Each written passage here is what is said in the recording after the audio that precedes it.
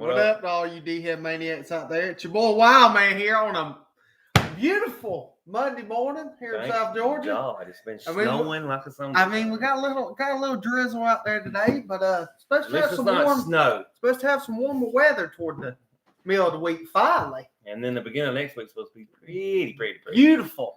Golfing weather. Yes, finally. God have mercy. Finally, for God's sake, where the fuck has that been for the last 2 months? 3 months, just about. God almighty. I know. I got played yesterday. Didn't play very good, but that's the bit. We ain't played twice in the past 2 months. No, you should play better because you ain't gonna get you in your swing, my guy. Yeah. Oh! But there's a lot of Mister. I played with the 3 clubs and can beat everybody. Yeah, well, there's a lot of bad mechanics yesterday. Well, the mechanics should be good. If you the driver and the putter was well, but the irons were not it yesterday. They let me down a little bit yesterday.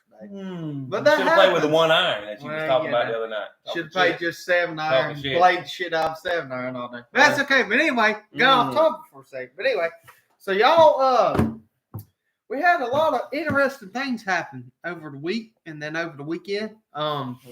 We got a lot to talk about. So let's just jump into it, Fish. Jump into it. I think I want to since we're getting so close. I want to talk about the baseball first today. MLB. And what about our Mr. Braves? Our Bravos made a signing. Finally. Took you till middle of January, but hey, you got it done, baby. You got it done. I told you to trust the man. Yes, trust the process. Yes, because if you don't realize, people forget how good the Braves are. Oh yeah, they're still loaded. You had 2 season-ending injuries with the 2 best, arguably the 2 best players on the team. Well, the reigning MVP, right, and a top 5 pitcher in the league when he's healthy. Doubt. Right, but I'm saying you have 2 guys that I'm talking about the beginning. One was at the very first game, it was very first start of the season, and then Acuna blew his up knee out in May. Right. So he didn't play the last 4 and then you got Riley at the end of the last 4 months of the season's out with Ozzie gets hurt twice. Back and forth. Michael Harris was out half the year. Olsen wasn't the same. Murphy hasn't been healthy in a year and a half. I hope listen, you let Darno go, Murphy better be healthy. That's all I'm gonna say. all I'm gonna say. Especially since you ain't signed the backup. Now granted, they think that Drake Baldwin, their number 1 prospect, is gonna be a touche, but what I'm saying is people forget how damn good the Braves are. Right. We still made the fucking play. You know, we're the only team ever to lose 2 or 3 starters in the day 1 rotation. Oh, I know. 3 starters in losing for the year and make the playoffs. The only team ever to do that. Yeah, I know. Did you fucking know that? I know. Brian Snitker is a hell of a manager. I mean, I understand the man's 67, 68 years old, but listen, I love Snit. He could coach baseball. Shit, he can. And he's a Braves guy. He's been there a long since time. The late 80s with Bobby Cox. So with the booby Cox. But oh my God. My thing is I love this chair. Oh yeah, so much better. Yes, those wood stools suck ass. Yeah, they suck. Especially if we go sit here an hour and a half. You definitely gotta have some cushion. But for the pushing. Oh but, man. But anyway, definitely it was definitely good to see that they didn't go the whole off season without doing much. I mean, we still need an outfielder, kind of. Yeah, the left fielder. Well, we got the left fielder. Now we need a starter. No, I'm saying we went and got an outfielder. Yes. And he is a monster. Yes, I love Provar. Folks say, well, he's 31. Don't give a damn. 6 years ago. But it's a 3-year deal. It's $14 million a year. That's a steal. Change. That's chump change in this year. You put him 3rd, 2nd. You bat him second behind either Acuna or Harris, whoever leads off. Oh my God! Yeah. Then you bring old Riley up with his stick, and Olsen with the bombs, and then Acuna.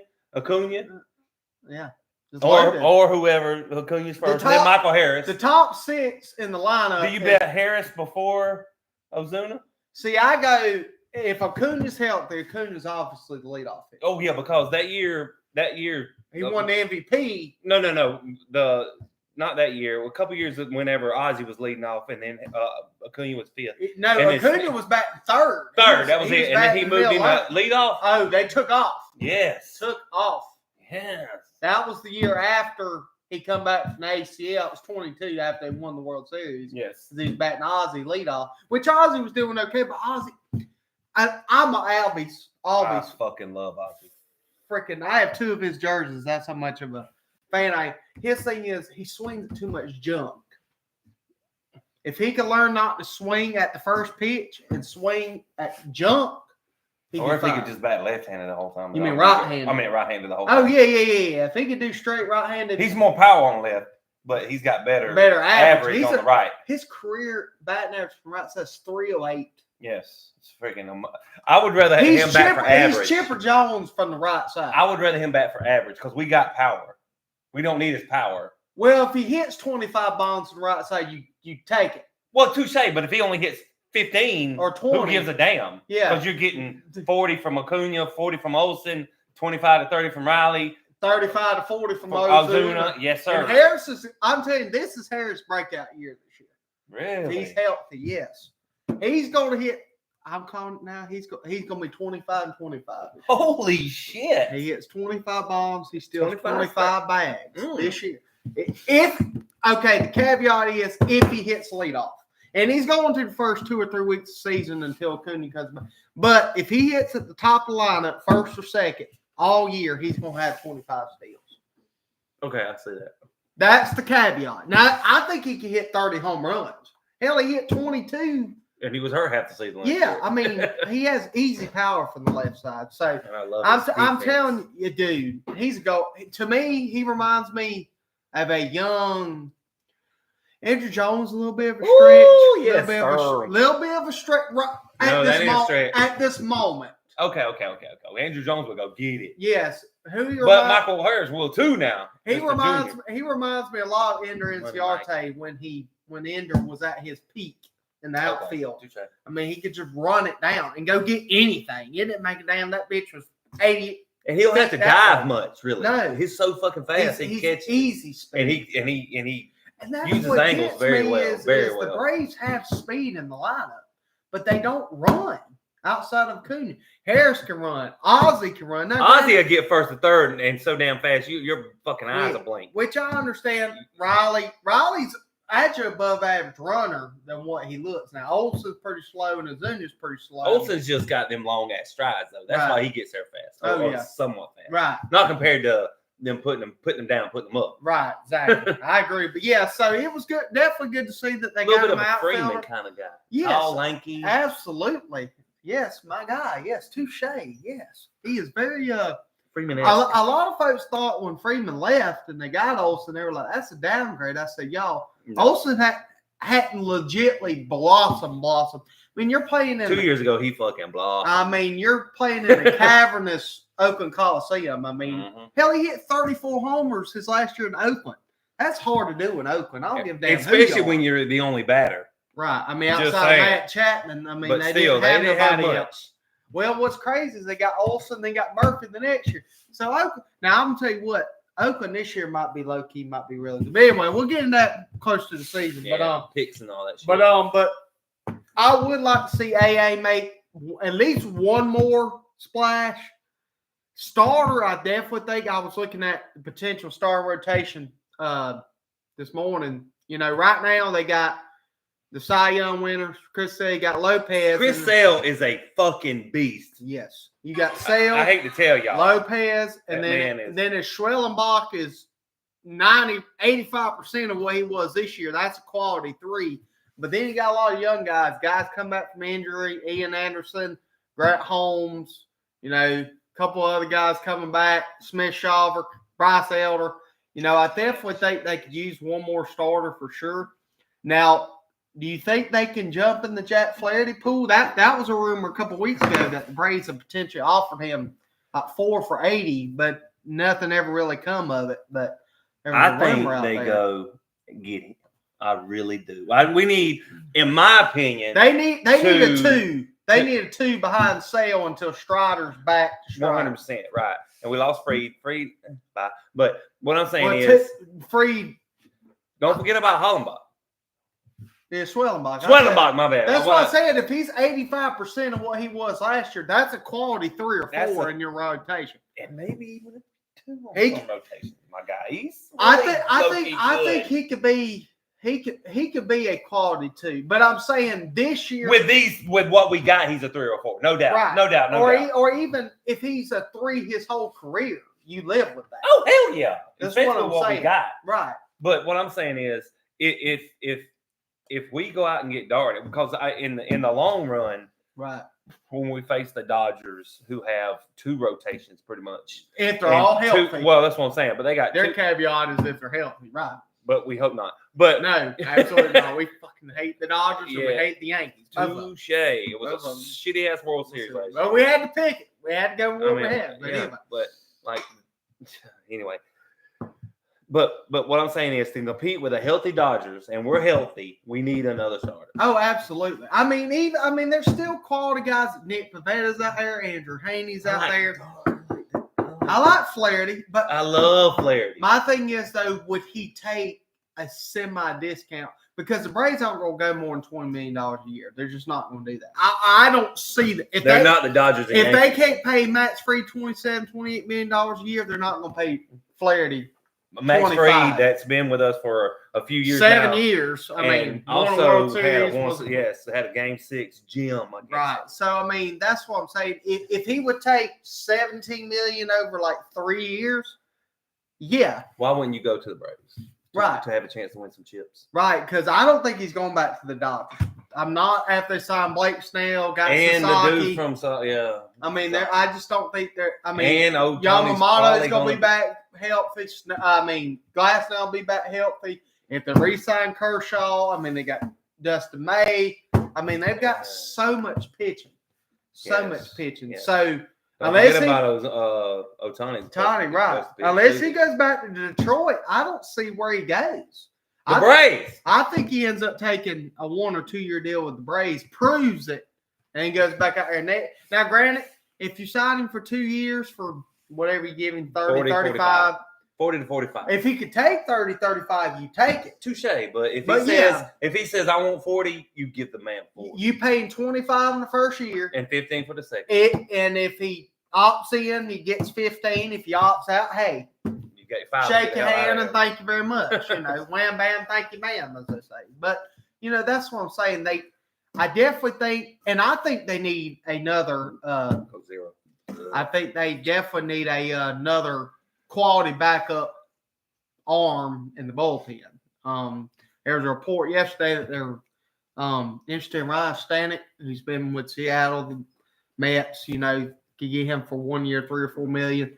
But there's quite Kirby Yates is out there, former Brave. Kenley Jansen's still out there. David Robertson. So I mean, there's some Jansen. Yes, he's still out there. Really? Yes, the Red Sox didn't re-sign him. He's still out there. Wow, I thought they did. No, he's still out there.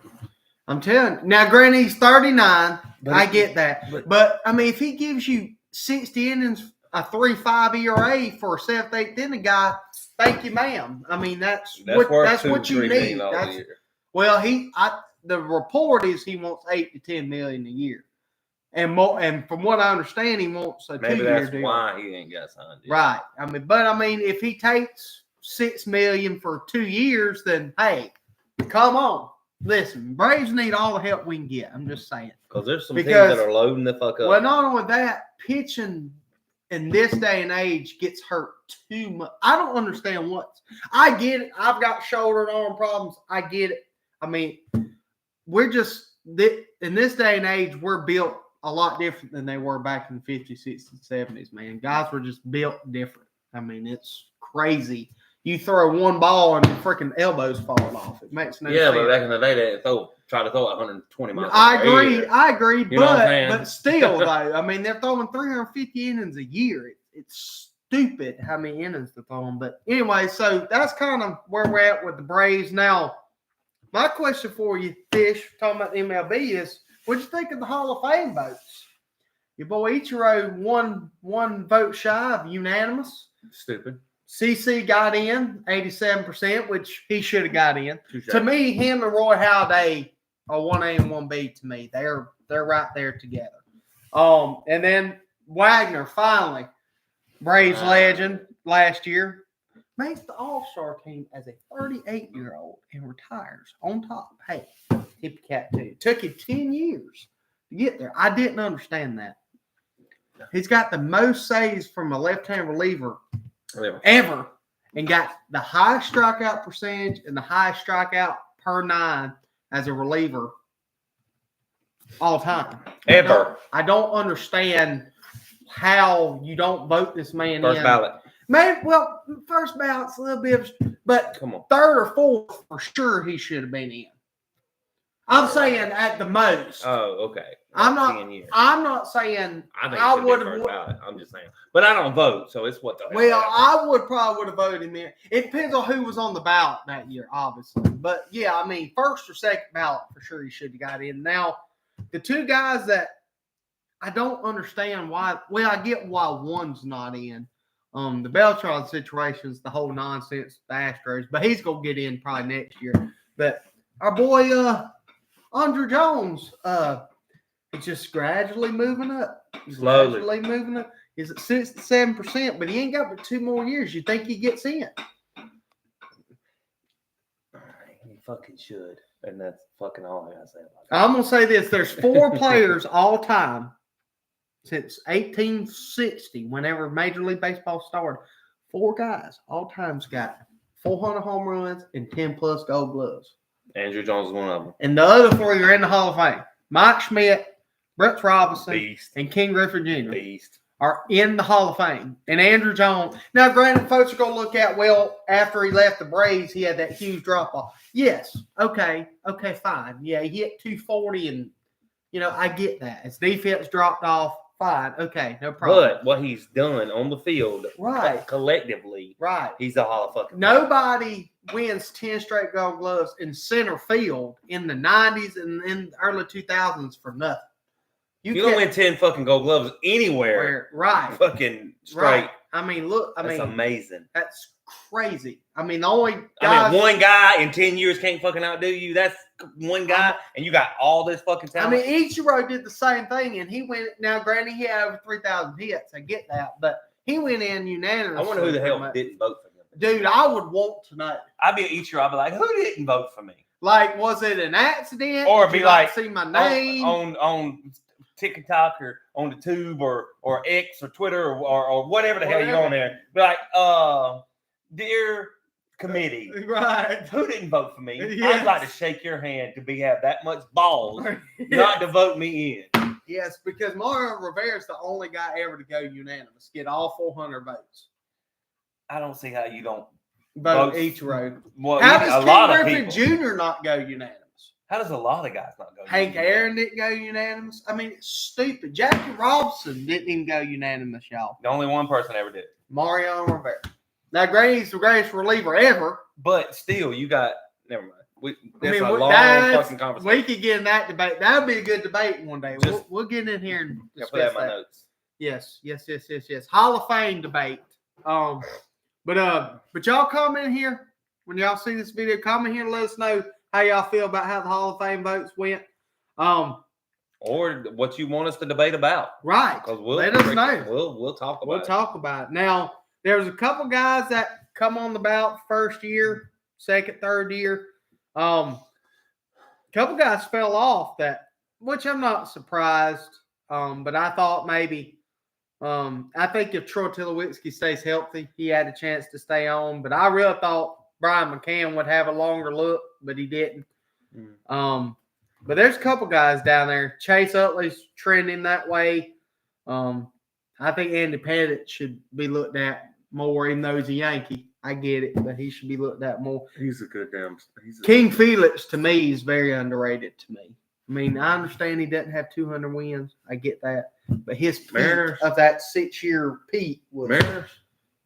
Yes. Mariners. King Felix. Yeah. Felix Hernandez was peak. Was really good. So, they look at longevity too, though. They do. I get it. They look for everything. They do. They're on the committee for a reason. I'm not saying we're just debating it. Right. But I don't see how you don't unanimously vote Ichiro in. Like, the only way I could think they didn't vote for him, either they missed his name or it was just an honest mistake. Or it might have been, hey, he can't be a unanimous decision because we only have one in the whole. Right. You know, there's a lot of debates on. Plus, you only get so many. You know what I'm saying? Somebody be like, hey, I really need this guy right here should get in. I'm gonna vote for him. Right. This was his 8th or 9th. It might have been a Bill Wagner situation. They're thinking, oh well, if I don't vote for him on his 10th ballot, he didn't get in.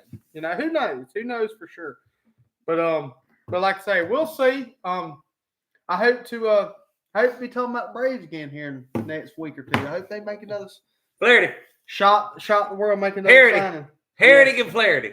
Yes. Hey, Erica Flaherty. But that's kind of where we're at in the baseball landscape. I do want to talk about and as bad as I hate to bring it up, Fish PGA this weekend. Mm-hmm. Another Georgia Bulldog broke through and won again this weekend. Now in awful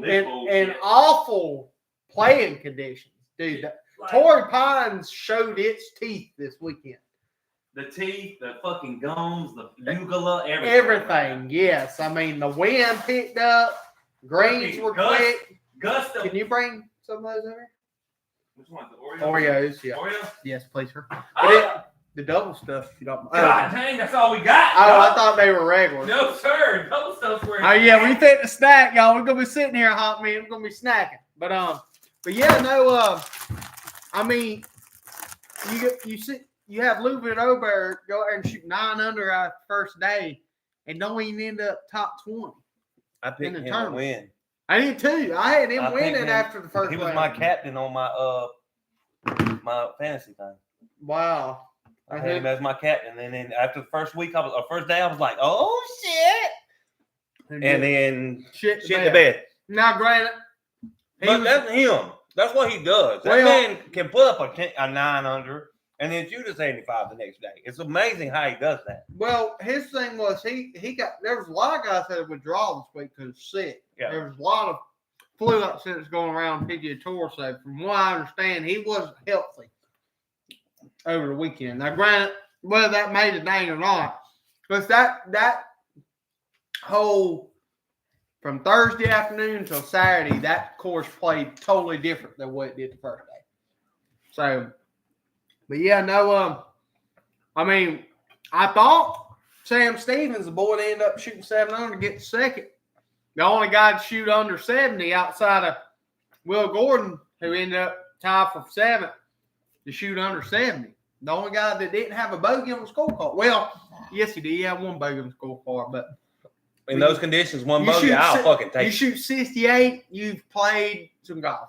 So, any fucking time, especially with those conditions, though.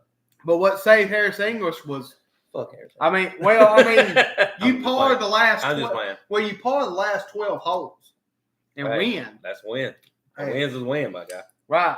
I mean, that's striking your golf. That's not hitting it all over the place. That's just trying to make a score. That's plotting your golf ball. Tee to fairway, fairway to green, green to pole. Right. I thought the young boy that played in the last group, the pole catcher boy, was going to make a run. He buried the first hole and then wasn't heard from the rest of the day. Shit the bed. So and shit in the bed is not good. Just saying. If y'all have ever done it, I've never done it. Not yet. Thank you, Lord. But I've poo-pooed the bed quite a bit. I'll admit that. But I was looking at a stat this morning yesterday, since it was a Saturday finish, because they do a PGA tour event, or a PGA. It's like an amateur / PGA event every year during the Farmers Insurance. They play on Saturday and Sunday. So that's why they have Saturday finishes at Torrey Pines at the Farmers. But I was looking at a stat yesterday of the last 6 groups, the last 18 players that played on Saturday. You know what their cumulative average score in the 4th round was? Cumulative level. 75. 74.8. Woo! That's how bad. Look at this guy. That's how tough that golf course is. You got PGA Tour players, they are fucking the elite. Averaging 75. That is amazingly bad for Yes. them. Right. For us, I take a 75 every day. Oh yeah. Every day I Oh, take yeah. a 75. Uh-huh. I'm talking about with bells on. I call the whole damn family. And people don't even know I play golf. I'll be like, guess what I shot today? A fucking 75. Right. And they'd be like, what the hell's a 75? I'll be like, don't worry about it, just know I shot it. Exactly. So I mean, Even if it's at my local course, I don't give a shit. Hey, 75. Fuck yeah. So, but yeah, I mean, Louisville ended up 3+3 shots, 79 on Sunday. Not good. That's him though. If he gets hot, he can be a ball striker. But if he gets cold, he can be a not ball striker. So, but I like that kid. He's he's a trooper. If he can stay the course for 4 weeks, because he does that a lot. He'll have a round where you're like, oh shit, he's gonna fucking win this major, and then shit the bed. Now I really thought he was gonna win the Masters. That's what I'm saying. I really did. Yes, me too. Him or Cameron Young, I thought was gonna win it. And Who won it? Scotty Scheffler. Speaking of that guy, That guy is he will be back this week. Finally. Thank you, Scotty. At ATT Pebble Beach, Pro-Am. a signature event actually on the PGA Tour. So it's love the Pro-Am. boosted event. So I love Scotty. Watching him live is great. Well, watching any of them live, don't get me wrong. Any time you get a chance to watch professionals play and look at their preparation before they even get on the damn tee, they hit 400 or 500 balls. You know what I'm saying? They're on the putting green. It's amazing their preparation. Oh, dude, to see where they're. I mean, that's just what we see. That ain't what we see. What they do on fucking Monday, Tuesday, Wednesdays to get there, right. and all the weight training and all the food preparation and all that shit. It's amazing. Oh man! But just to see them prepare, it's so you just don't realize. I mean, they average how great they are. There's a stat out there that PGA Tour players average hitting 2,700 golf balls a week. God almighty. That is a fucking ton. I would be sore as shit. Now, granted, if I hit 700 golf balls a week, I'd be slap wore out. Much less 2,700 a week, and that's sometimes in the off season when there's no. Right. Which nowadays it's pretty much year round now. Pretty much. You got like a month though. Right. So I mean, it's crazy, but like I said, it's good to see Scotty's back. So, go ask you early prediction this coming week. Does Scotty come back? Yes. Does he win? Does he win? Yes. Scotty's gonna come and show you why he's Scotty. I don't know necessarily if he'll win, but he'll definitely have a top 10 finish somewhere. Book it. Scotty Scheffler won. He wins the AT&T Pro-Am. Yes, he's gonna come back. He's rested. He's ready to go. He's already got that mentality of kicking everybody's ass. Wow. He's got that Tiger-esque. I'm the fucking man. I seen that at the Players last year. Oh, dude, he was on Sunday. On Sunday, they even now. Granted, there was a couple. I mean, I thought Wyndham Clark had a chance. I thought Brian Holmes. Wyndham Clark, if he makes that putt, it's going to be a hell of a whole playoff. No, at the end, it would be because he birdied, birdied, or he would have birdied. No, he birdied 16. That's what I'm saying. He would have birdied, but he didn't birdie. He had the Ricky Fowler finish from back years ago when Ricky won it. Because we was with Scotty, because Scotty was in the group ahead, 2 groups ahead, because he wasn't even in the final group. No, because he was so far behind. He was going into Sunday. He was like 4 behind, 4 or 5 going behind. into Sunday, and he. Oh my God, bro! He shoot 65 on Sunday to win. That's not only did he shoot 65. This son of a bitch shot. He could have shot better, really. He had a couple putts that was iffy that like went in. Like right. I'm talking about right up to the cup. And you're like, and everybody's like, oh. Oh yeah, he could have shot low 60s. His ball striking, he did legitimately. Phenomenal. That could have been probably the best round ever shot at TBC. And I was there and watched him all. We followed him 18. It was that good. And then Wyndham Clark at the end, he put it right up by the 10 foot, 8 foot from the cup. Yeah. And we was like, oh shit, we're about to have a 3-hole playoff. Mm-hmm. And it said, zoop. It said, nope, hold my beer. Yeah. Oh my God, it was great. Oh man, I if that would have been me, I'd have been so upset. Oh, Wyndham, he thought it was in. Oh yeah. He was like, what the shit just happened? I'm talking about it went. I'm talking about old 360 it went. shoot. Said not today. Yes. So, but that's what That's what lucky things have to happen for you to win big Touche. tournaments. Now, granted, Scotty went out there and quote unquote won it. You shoot 65 on Sunday.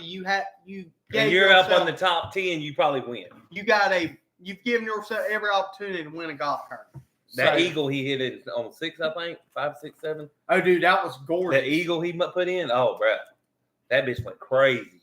That's what got his round going because he really wasn't playing that great first 3 or 4 holes. Yeah, it was a birdie here, par birdie, par birdie. But then that chip in, it was like, or not chip in, but shit, he was at 100 out, 110 out, and it.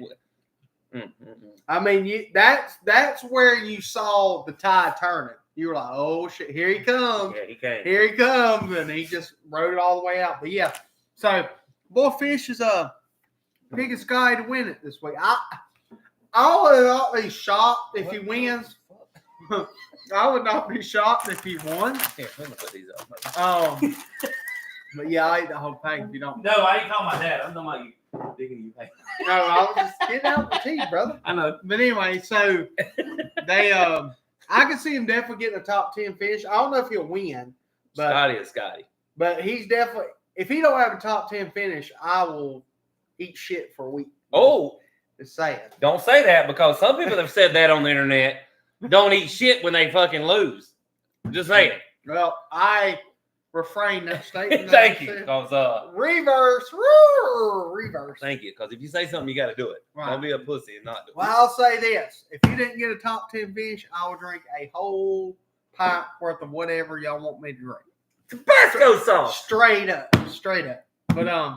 But anyway, so that's kind of where we are on the golf landscape. But speaking of golf, real quick before we jump into some basketball, what do you think of this TGL league that they got going on? I looked up the. It's actually on tonight, by the way. Y'all don't remember what time Tuesday or Monday's night. Yeah, it's Monday tonight. Yeah, 7:30. It's usually Tuesdays. Yeah, they got it tonight. But what I'm saying is, I looked up the tickets, and they're all in Palm Beach, Florida. Yeah, Florida, Palm Beach. Everything's in Palm Beach. It's not overly expensive, is it? Oh, excuse Relatively speaking. I will show you what they are right now, my guy. I hadn't officially looked at them. 6:30 tonight. Jupiter Lynx against Boston Common Golf tonight. PFL Chicago. And then next Tuesday, then the following Monday. So yeah.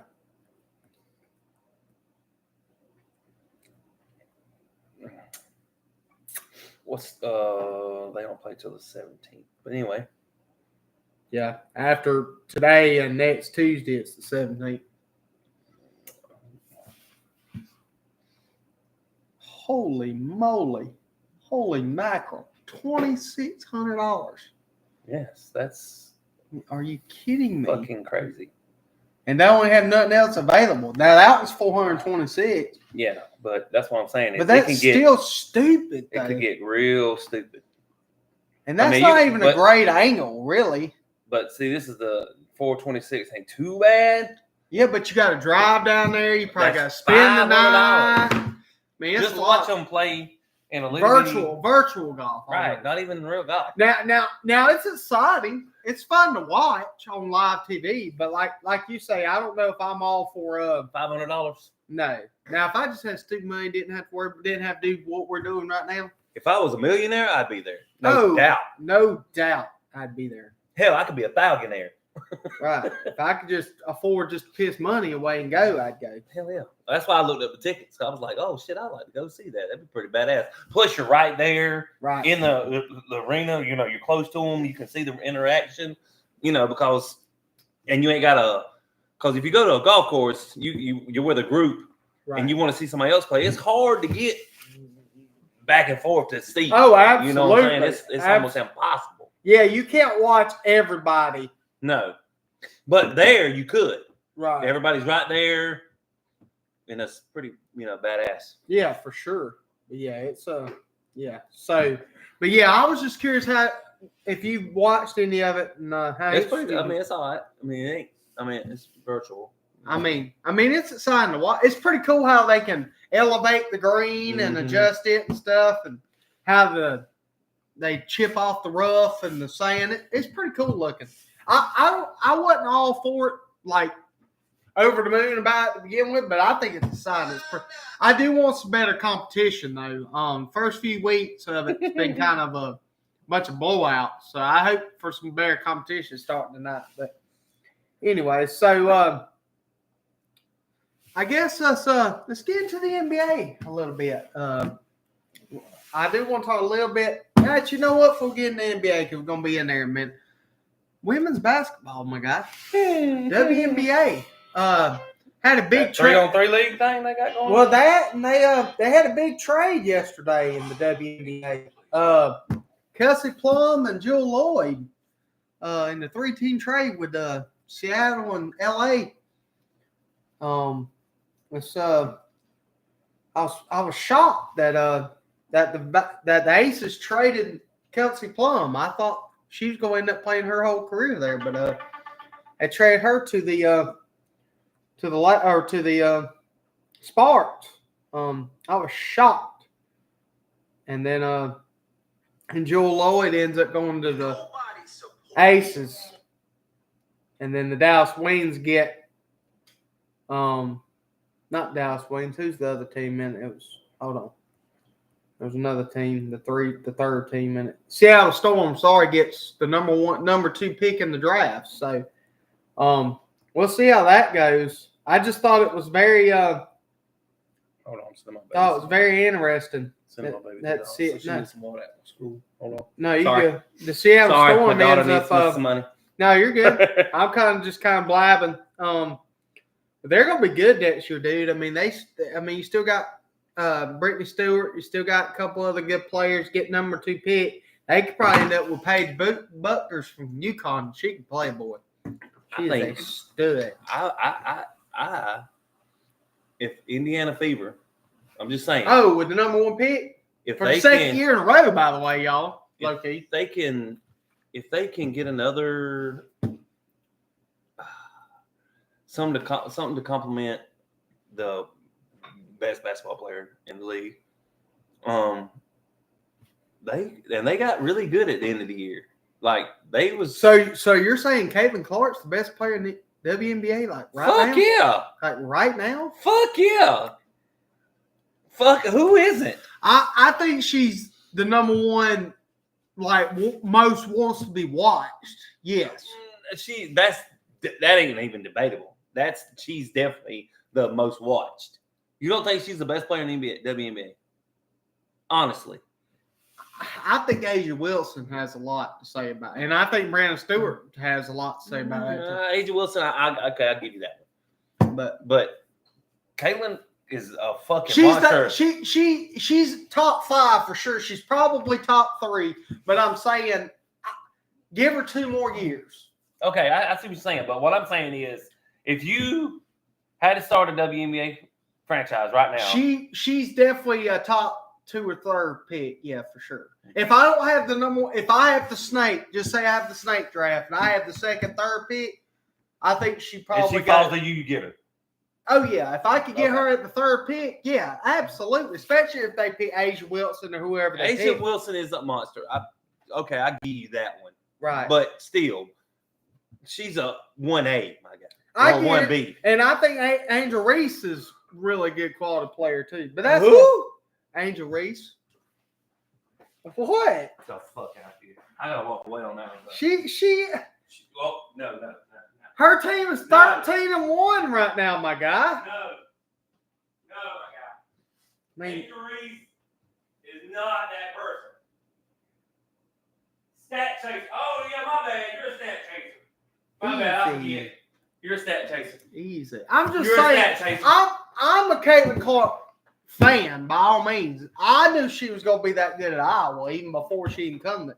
Like I was watching Caitlin Clark even the year before she really burst on the scene because Iowa had made that run to the Elite 8 or wherever the year before, and I was like, she's somebody to watch. And then they made the semis and then the finals. The finals, you know. So I mean, I thought short. They did. But I mean, they ran into a juggernaut. I mean, what can you say? So 2 years back to back, LSU and then South Carolina. So South Carolina is loaded again. You see what the LSU coach said about them yesterday? Oh, After they played them? Come on, it's like you got 10 McDonald's Americans on one team. Right. McDonald's All-Americans on one team now. Right. So that's like 2 starting 5s. Right. And you have to play these motherfuckers. Oh, yeah. I'm just playing. I'm saying. I'm not playing. I'm saying. Right. That's fucking... She said it was fun to coach against them because it's you got to fucking coach the whole game. Yeah. You can't fucking... Whenever they bring the second string in, you can't... Oh, we're good. Y'all just do what you do. No, you got to still fucking play your starting 5 to get their second starting 5. I agree. So, but hey, if you can control if that who's their coach? Kim Mulkey. There you go. If she can, if she can control it and have them playing up to the ability that they're playing right now and sustain it for a whole season and then. Because it's hard to win a championship. I don't know if you've ever played sports before. It's fucking hard to win a championship. Hell, it's hard to win a championship in middle school. That's what I'm saying. Or Little League. It's fucking hard to do it in Little League. Right. Much less the professional. Much less the greatest athletes in the world playing. Right. Because it ain't just Americans playing now. It's fucking everybody's playing. I'm telling you. There's so much talent. Yeah. I mean, folks are coming out of the womb bed to shoot a basketball, hit a golf ball, whatever. With this right here, everybody knows you. Everybody knows everybody. Oh, social media has blown everything out. You're not going to get Imagine what Michael Jordan could have been in this day and age. Imagine what Tiger now. Imagine what Magic Johnson. Imagine what Joe Montana. Imagine that's just names from the 80s and 90s that could have been Jackie Robinson. First at bat. I'm telling you. I mean, social media would have been off the wall. Holy shit, that'd have been crazy. Yes, it would have been off the fucking map. I about broke my door thinking about it. You did. That's my what bad. I'm saying. That's what I'm saying. Instagram, TikTok, Facebook. You're not gonna not get known. No. Now. No. Back in the day, you could shoot a jumper in Saskatchewan, you wouldn't be found. But now, you're gonna be on the fucking NBA. I mean, look what Stephon Marbury did after he left the NBA. Went to Japan and like everybody. Well, no, it was like. He blew up. It was like Stephon Marbury was like a 5-time All-Star in the NBA, then went to Japan and won like 4 championships. It's like, how did you hear about him? But because of social media, you knew about him again. Right. That's what I'm saying. I mean, you could go anywhere. So yeah, the women's landscape in college basketball is wild right now.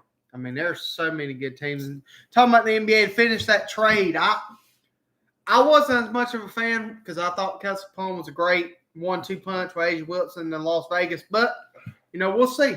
We'll see where they go. Who won it last year? Who did win it last year? You don't know? Hold on. Wait a minute. Let me see. I am drawing a blank here. Oh, the Liberty won. That's right. The Liberty won. That's right. And did they? Yes. They probably the greatest finals in WNBA probably ever. I mean, you win it game 5 at home. You had to go win game 4 on the road to even get to game 5 and end up breaking through and win it. And they are so loaded. Fuck Liberty. Well, fuck all New York teams. Well, I agree, but they're good though. I mean, you don't go freaking whatever they were last year. It's freaking stupid. Their record, they were like 32-5 or some crap last year. It was stupid. 32-8. I'm sorry. The only team to have 30+ wins last year. That's just stupid. How good they are. But anyway, since I've riled about WNBA for a minute, so my God, let's get into the NBA. So fuck the Hawks. Well. Dude, they're only 4 lost to the Raptors. Back-to-back games at fucking home. What the fuck is going on? These guys can't hit a gosh dang shot for nothing. They fucking trash. Nothing. Can't hit a shot for nothing. I don't understand how.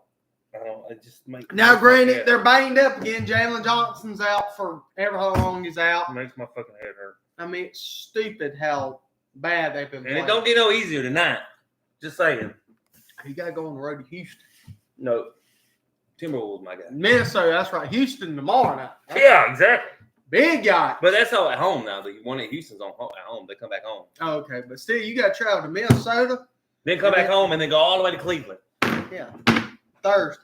But what I'm saying is, how the fuck Why you not lose to the Raptors by 20? 3. And then the Raptors. And then they'll probably go to Minnesota and beat Timberwolves by 15. Twice you lose to the Raptors. Right. Twice. Trash. To the Raptors. You blew out them by 40 in Toronto like 3 weeks ago. But what I don't understand is okay, this is what fucking makes my fucking head hurt. Like, this is what really fucking makes my head hurt. Oh, trust me, I know. So they beat the Suns, then they go to Chicago, spank the Bulls, and then go to Boston and beat the defending champions. Been on the road this whole time. Right. But and then go to the Knicks, play a tough Knicks team. Don't get me wrong, Knicks are pretty good. And they were still and they were banged up. They didn't have everybody. But then you lose to the Pistons, Raptors. At home.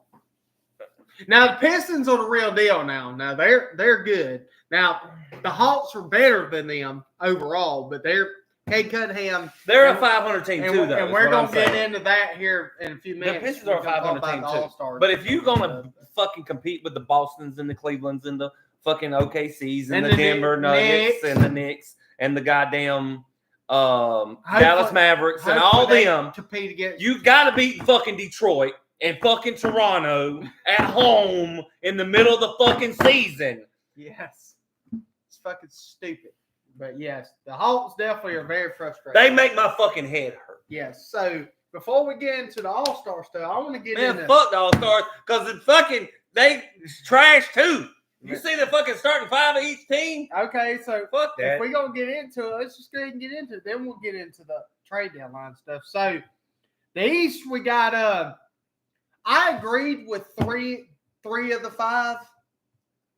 Do you? Giannis obviously is good. You think? Jalen, you think should have made it, and I think Donovan definitely on the best team in the league. But JT and Cat, I didn't necessarily agree with that. Especially Tatum. No, Tatum's overrated. He's not even the fucking best guy on his team. No, that's JB. We've said this more than once. That's something we do agree upon. Jaylen we don't agree much, but Jaylen Brown is that motherfucker. Is that guy. Oh my God. I would love to see him in a He is a Georgia boy for a reason. He is that. They're built different. Georgia boys are just built different. Just sorry. This fucking guy was just. No, not Georgia Bulldog. I'm just saying I know, Georgia in general. I got you, baby. I know they're built. I'm fucking with you. I'm just fucking with you. But yeah, I definitely thought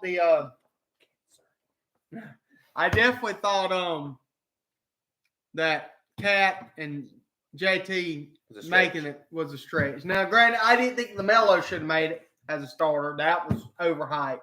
But the problem is, though, where do you go in the front court, though? Do you pick Jared Allen? Do you pick Evan Mobley? Paolo's been hurt all year. Porzingis was hurt the first 2 months. Embiid's been hurt. It ain't going to be done by a dunk fest anyway, so it don't matter. Well, right. And then you had the West who probably shit the bed. I mean, they probably. I only agree with SGA and Jokic.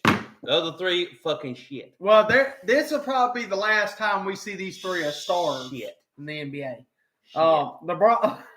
LeBron was I mean, as bad as you have to admit trash. That one I agree with, but KD and Steph was a little bit of a stretch. I think Luka gets in if he's healthy. And then KD, I mean, you really have to sit down there and really think about it. It's just his name. Oh yeah, he's the Durantula still. I don't care what you say. I ain't saying Kevin Durant ain't a fucking first ballot Hall of Famer. I ain't saying that, and I ain't saying that he ain't great. And he ain't averaging, but I mean, he is averaging 30 points a game and shit like that. But what I'm saying is, give these other guys some fucking opportunities to be a starting 5 in an All-Star game. Absolutely. Well, that's what I was fitting to ask you. Like, so since we know who the stars are, who you got as reserves, my guy? And all the All-Star, the only All-Star game I like is the MLB. That's the only fucking one I like now. NBA, NFL especially really bad. But so is the fucking NBA. MLB, they got the home run derby, and the main guys fucking play in it. The main guys, you just what I'm saying, but you still got the home run hitters going for it. Right. Then, but the dunk contest has got who the fuck knows who's gonna fucking play? I'll probably be in the dunk contest this year. That's how much they don't. I mean, nobody's even declared they're gonna be in there. That's what I'm saying. So what the fuck? Why do you even have the fucking competition? Since Aaron Gordon and Zach LaVine. Oh my god, that was best fucking. Well, Aaron Gordon come out of nowhere with it. Aaron Gordon should have won the first year. He should have won for sure. The second year. No, but the first year when he done between the legs, or up under both legs, and grabbed the ball from the mascot, he should have won. Because that one dunk should have got a guy with old boy 49. Yeah, because Shaq said he couldn't top the first dunk, right? Which is stupid. Now Zach LaVine's second dunk was really good. Don't get me, but it wasn't what the windmill from the free throw line. Yeah. Yeah, no but what I'm talking about, the one where he done the mascot 360, and then LaVine done the same thing, but LaVine done the same thing without the mascot. So he should have got a 49 for that to have been over. Right. Then they both got 50s again. The, and then the one he did under his legs when he was almost sitting down. Yeah, that was nasty. Fuck yeah. Actually, every dunk in that contest was nasty. Right. I mean, even the two guys that competed against him had good dunks. Yeah, but that dunk contest was. Oh my god, it was great. Was the best one we've had in 15 years. It was the best one ever. Even better than the Dominique Wilkins one. I hate to say it, brother. That was because they went like 4 or 5 extra rounds. Yeah, I know, to see who was because it 50, 49. 49. Come on, bro. Shaq. See, that's the only thing Shaq's ever done. I don't agree with. But what's crazy is, folks. I mean, conspiracy theorists, whether or not you believe it or not. If Zach LaVine would have went first and got a 49, whoever got the 49 first was going to get screwed, because you knew unless the guy missed the dunk. But they didn't. That's the thing. That's the thing, though. It was first time dunks every time. Nobody had to redo no bullshit. That's what I'm saying. It was great because because you were locked in the whole dunk. Yeah, if you've watched the last few years, it fucking takes them like 5 fucking times to pull off a dunk. Right, bruh. What the fuck are you? That you know why? Because they don't fucking care. They don't give a shit. It don't matter. Well, they're trying to come, and I get you're trying to come up with your own dunks. I get that but them guys fucking put on a show that night. They put on an absolute dunk contest. Yes, that was a dunk contest. Yes. Now I'm still a 3-point shootout guy because I'm a 3-point shooter in it. But now I do think that guys do show up to shoot in that. Like you more have than quality, the dunk contest. You have quality shooters sometimes. For the most part, come in, and shoot in that. But, wasn't Jason Tatum in it a couple years ago? Yeah. Exactly. Garbage. Who the? Never mind. That's it's a whole nother fucking rant. Career year, and he was in the All-Star game, so he was there. But anyway, nobody else will fucking do it. All-Star game, NBA is trash. The reserves, I think, in the East, obviously, there's like 3 locks that should be in. I think whichever big from Cleveland's going to get in, either Evan Mobley or Jarrett Allen should get in. And then, I'm an Evan Mobley guy personally. Or Mobley, who won that. And then the front court's probably going to be Jaylen Brown. If Jaylen Brown doesn't make the All-Star team, there's a fucking problem. So there's my 2 front court guys. Well, I got the 3 front courts. So I'm gonna go JB. Who did I say? JB, Evan Mobley, and I don't know, dude. I mean, so many guys are hurt. Embiid's hurt. George has been hurt. Jimmy Butler's not Jimmy Butler. Paolo's been hurt. So I don't really know where to go. I don't know. I mean, guys will be like Porzingis or maybe Derek White or Pascal Siakam. I mean, I really don't know where to go. Now, the guards is what's going to be tough to pick, especially in the East, because Cade should probably make it. If Trae Young doesn't make it, leading the league with 13 fucking assists a game, give a damn if the Hawks are 5 games under 500. Which we're not.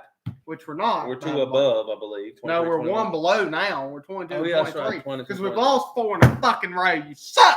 But anyway, so obviously I go Cade and Trae, and then you got guys like Tyler Hero, you got Damian Lillard, you got LaMelo. So I'm not a Hero guy. I don't like that kid. Well, I don't like him. That's because he played at Duke.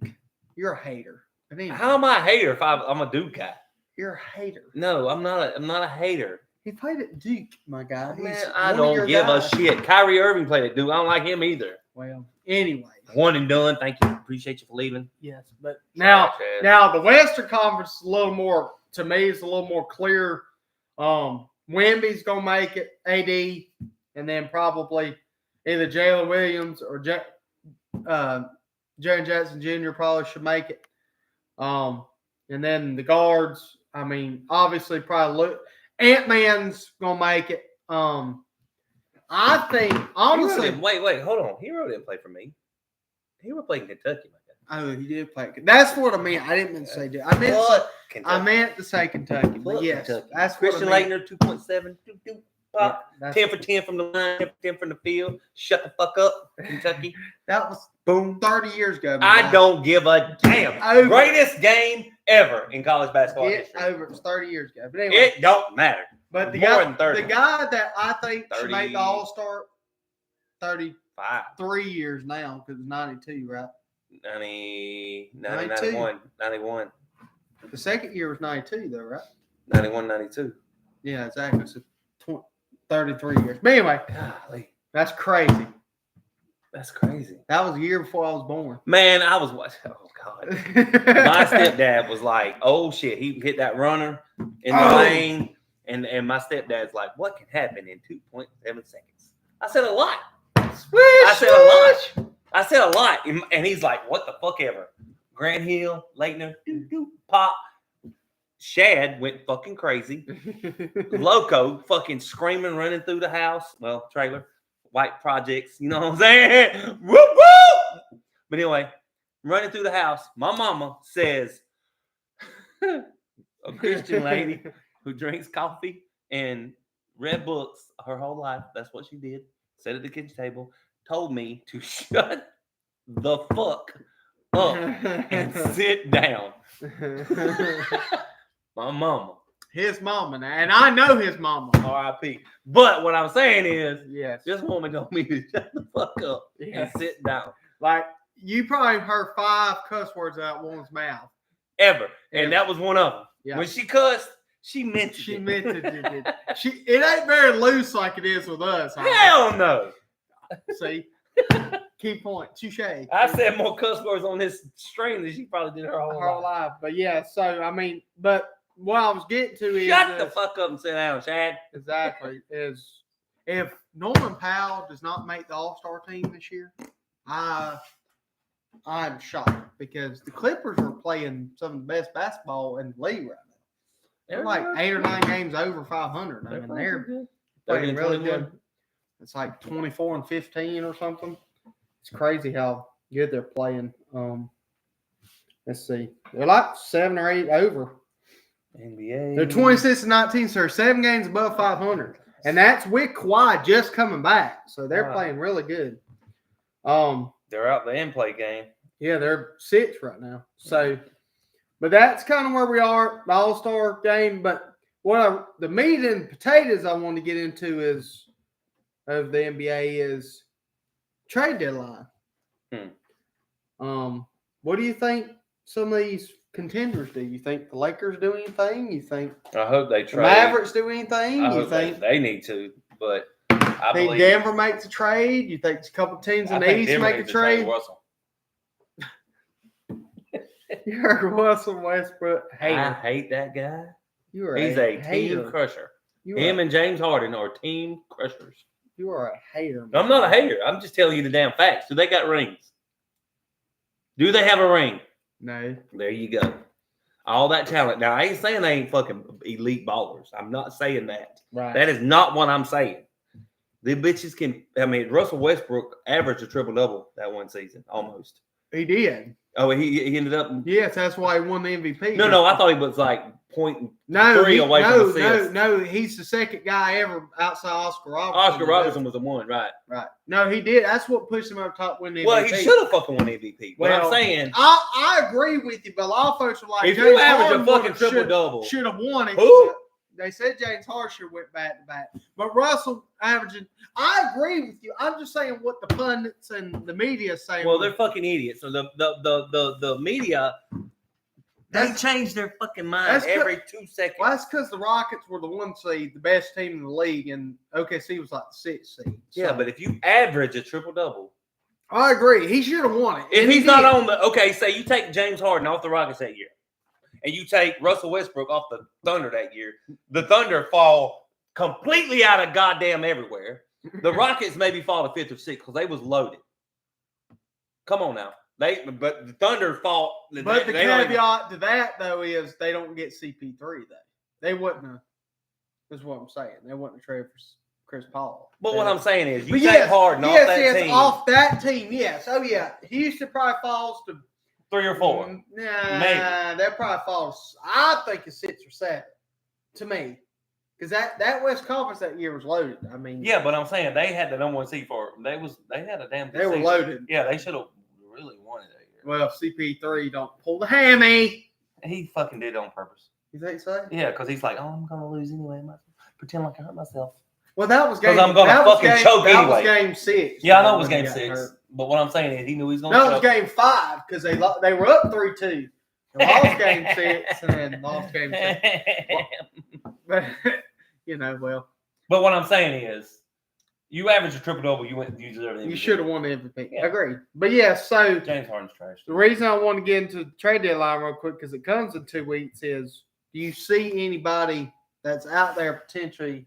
Because, you got guys like Bradley Beal, Zach LaVine, Jordan Clarkson, Jeremy Grant, Brandon Ingram, Kyle Kuzma, Valanciunas, Vucevic. Do you see a guy that can make a difference on the team to push them over the top? You see anybody? I think if the Lakers could get Valanciunas to help AD at the 5, that's huge for them. They still shit the bed. Well, AD, Mr. Glassmaker.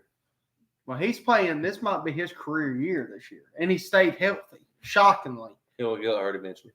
Oh yeah, probably by the time come to the damn Mr. Glass playoffs. Mr. Glass Playoffs. Playoffs. You talking about fucking playoffs? Yes, that guy. AD. He's trash too. But do you think Bradley Beal gets traded? You think Jimmy Butler gets traded? No, nobody wants Jimmy with all that drama. You don't think so? No, would you want Jimmy Butler? You would. You're a Butler guy. I used to be a Butler guy. What I'm saying is, do you want that drama on your team? If I'm Dallas and I could get Butler for nothing, yeah. If I'm Phoenix, can get Butler for. Phoenix needs all kind of fucking help. They are terrible. But that's what with I'm all saying. that talent, they are fucking terrible. If Denver could give up Michael Porter Jr. in Devin first round Booker. Booker and put him with Russell, Jokic, Aaron Gordon, Gordon's really good. Jamal Murray. Aaron Gordon went from that dunk contest to being a legitimate, a very damn good ball player. Yes. Because all it was about the dunk for him at first. But now he got out of Orlando, which was a pit since Dwight Howard's been gone. Fucking ask Jason Williams about Orlando. He said that's the shittiest fucking organization you'll ever see. Yeah, big guys. Yeah, they were. Jason Williams. I did not know this. Jason Williams was a fucking assist machine. Was that guy. The guy from Valpo, the guy that hit the game-winning shot. Mm-hmm. I can't think of his name. Right now. He's the coach for. He's a coach now. Yeah, but what was? I know who you're talking about. But you know what I'm talking about? The white guy. Yeah, they had a tryout because they needed a guard down there. Right. Jason Williams said they called him up and was like, "Hey, we need you and him to come back because we don't know who's more athletic." Yeah. The fuck? What? Are you fucking serious? Chuck Daly, yes, told Jason Williams when they got there, he's like, I know you're more athletic. You know you're more athletic. Right. I don't know what the fuck Orlando's thinking. What the fuck was Orlando thinking? Why you would have a tryout between that guy and that guy. Right. Because Jason Williams is fucking great. Jason Williams, I know the Kings traded him for Mike Bibby. Mike Bibby was an X factor for that Kings team. But if Jason Williams could have kept his head on his shoulders, he could have been he was Jason Kidd before Jason Kidd really got to be Jason Kidd. I mean, Jason Williams was great. He really was. He would find you if you got open. I promise you. And did you know he fucking learned how people like to catch the ball and would throw it to them like that? Like if they wanted the seams, he would throw it like that. Yeah. If they wanted against the seams, he would throw it to them. Chris like that. Webber has admitted that Jason Williams was Jason Williams was a better all-around player than Mike Bibby, but Mike Bibby had it between the ears. Yeah, he had that mentality. Right. Well, when you get there, it's about mentality, though. If you think about it, everybody's got talent. Oh yeah. So yeah, if you can keep it between your ears, you're the best. Now Jason Williams got him a ring.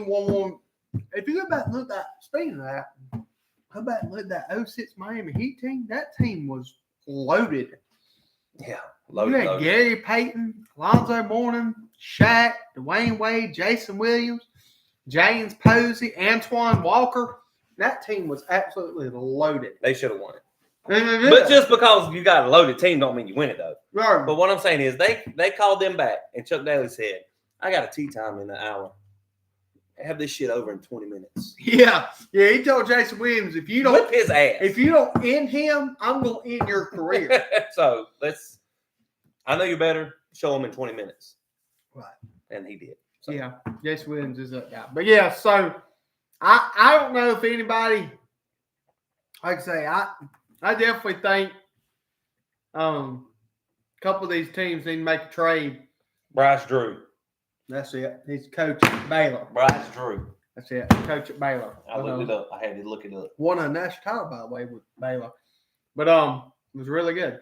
But yeah, so it's crazy. But the NBA's the trade deadline's coming up. We'll see. I really don't watch the NBA till the playoffs. Not gonna lie. See, that's kind of me in college basketball. No, I watch college basketball now. I watch Ole Miss and fucking. Now, when it's on TV, I'll watch it, but I'm not gonna go out of my way and be like, "Oh, I got to turn in and see." No, if it's on, Ole Miss and shit, Iowa or Missouri the other night.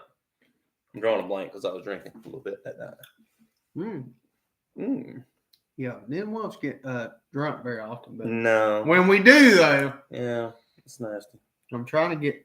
Was it Friday night or Saturday night? Saturday night. It was Tennessee Auburn. No, I watched Saturday night Ole Miss and somebody. Duke played Wake Forest. Yep. LSU Alabama, Florida Georgia, Houston Kansas. Now I did watch that one. Houston Kansas was a really good game. Who'd you say? Ole Miss. There it is. And Missouri. Missouri. I know it was Missouri Iowa.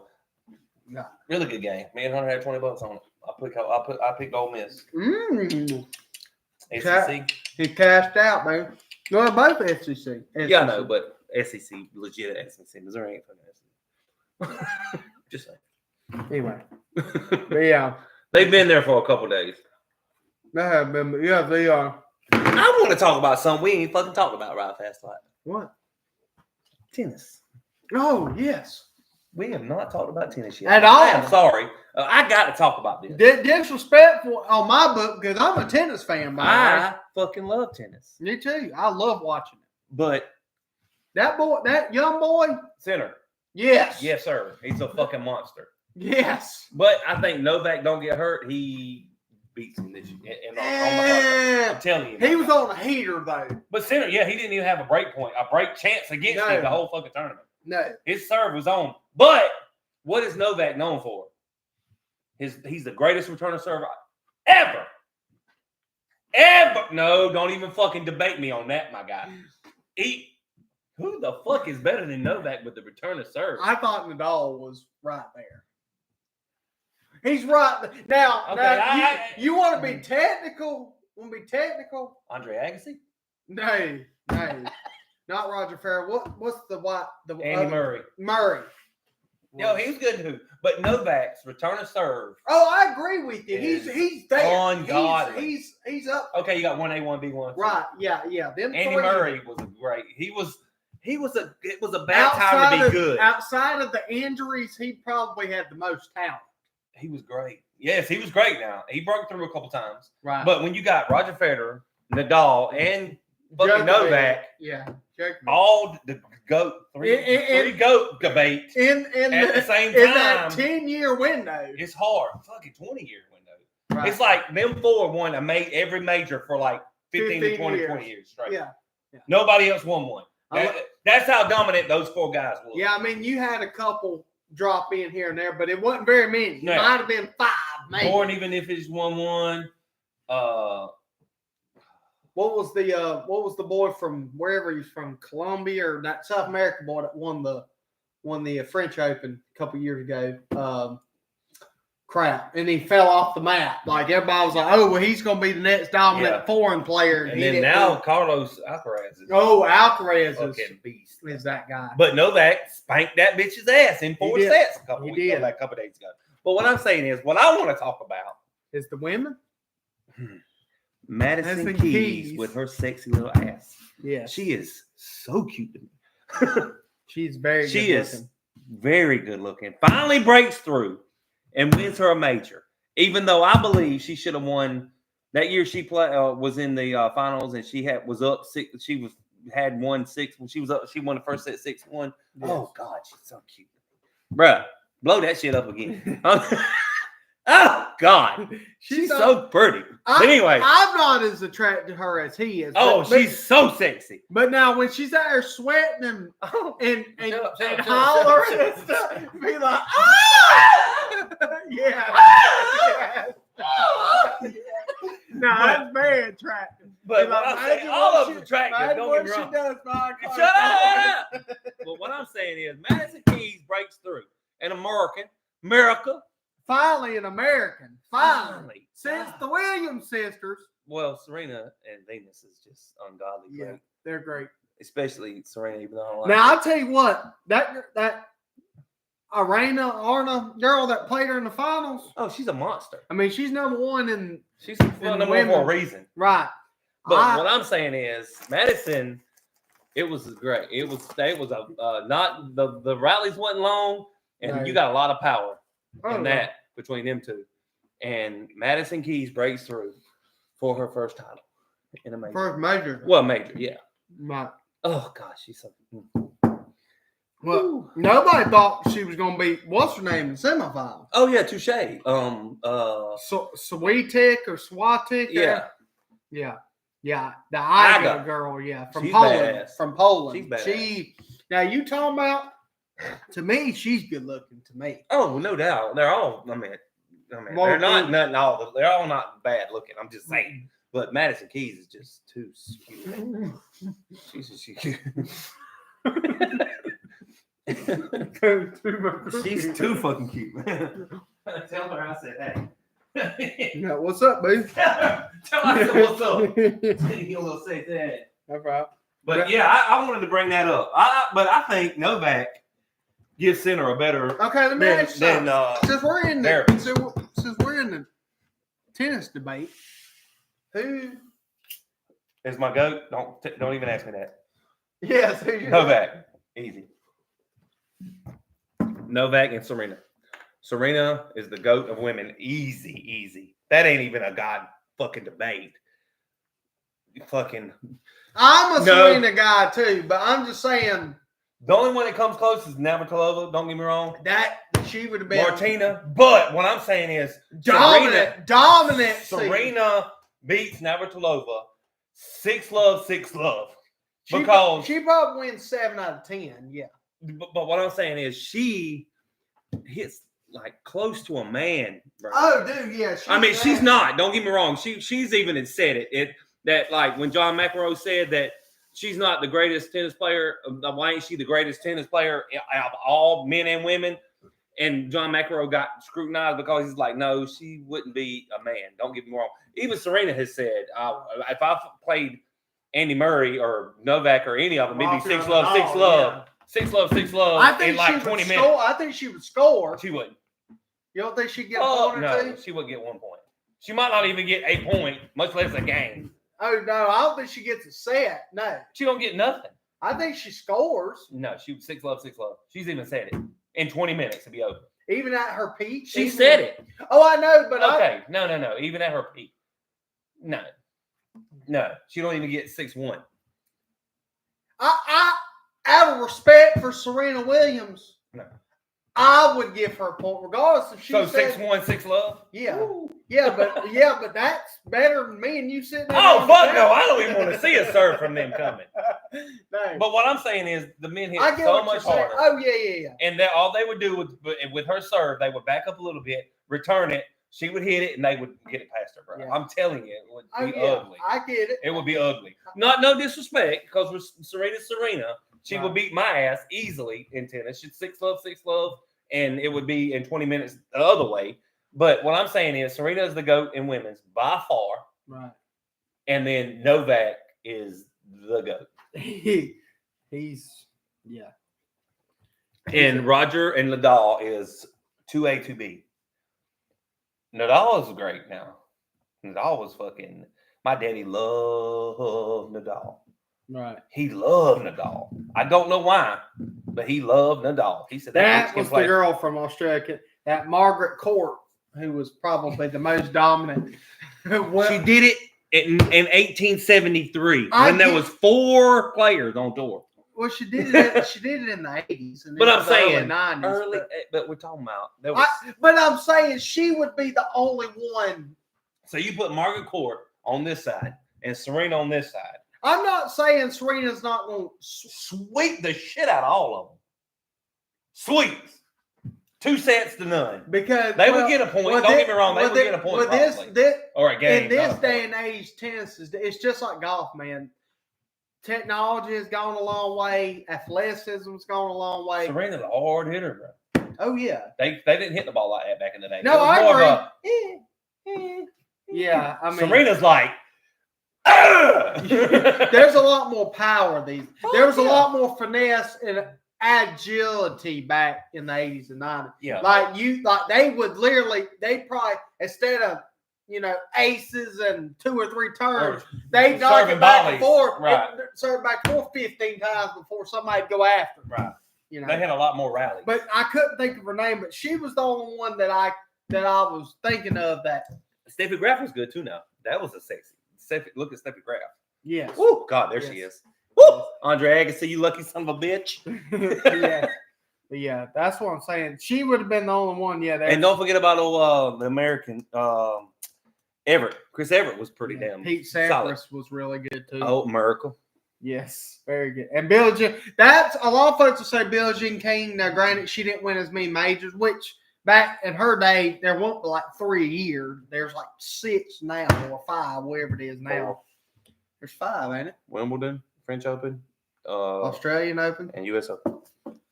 There ain't like one other one, like one like off the wall or something. Missouri. Well, anyway, you got 4 majors, just like 4 majors in golf. Well, but still, though, name the 4 majors in golf. Which there should be 5. Name the 4 majors in golf. The U.S. Open, the British Open, or the Open, as they call it now, the PGA, and then the Masters. There you go. And I think the players should be a major. In my opinion, it's technically a major. The women have 5. Why can't the men have 5? I don't understand that. Technically, all the major players go to the players. Right. And if you win it, you're considered really fucking high on the totem pole. Right. And your boy won it back to back. Yeah, first time ever, by the way. Scotty Scheffler. He's just a white guy. He really is pretty good. He's a ball striker. Yes. And if his putter's on, you're fucked. Oh, dude. Dude. If his putter's on, if half of the is he. Dude, he could average 26 putts around and still beat you by 4 shots. I mean, it's stupid. Yeah, he's really good. But I had to throw that tennis in there. No. I think Novak gives Sinner a way better competition than Vervich did. Vervich didn't even by that third set. He was like, "Fuck it." Oh yeah. Yep. Sinner's that guy right now. Don't get me wrong. Sinner is head and shoulders above everybody. Right. Because I mean, you fucking go through the whole tournament. Oh yeah. And not even have a break chance against you. That's pretty fucking good. I mean, he was dominant. He was dominant all the way to the finals, really. That's what I'm saying. The whole tournament, he didn't have a break chance against him. Right. The whole tournament, bro. I mean, I know the Shelton boy in semifinals gave him a hell of a first set, but after that, he was spent. Right. I'm saying you go look at that. America. You go look at that first set. It was a battle, but But he don't have it here yet. Well, you could tell he was spent. He don't have it here yet.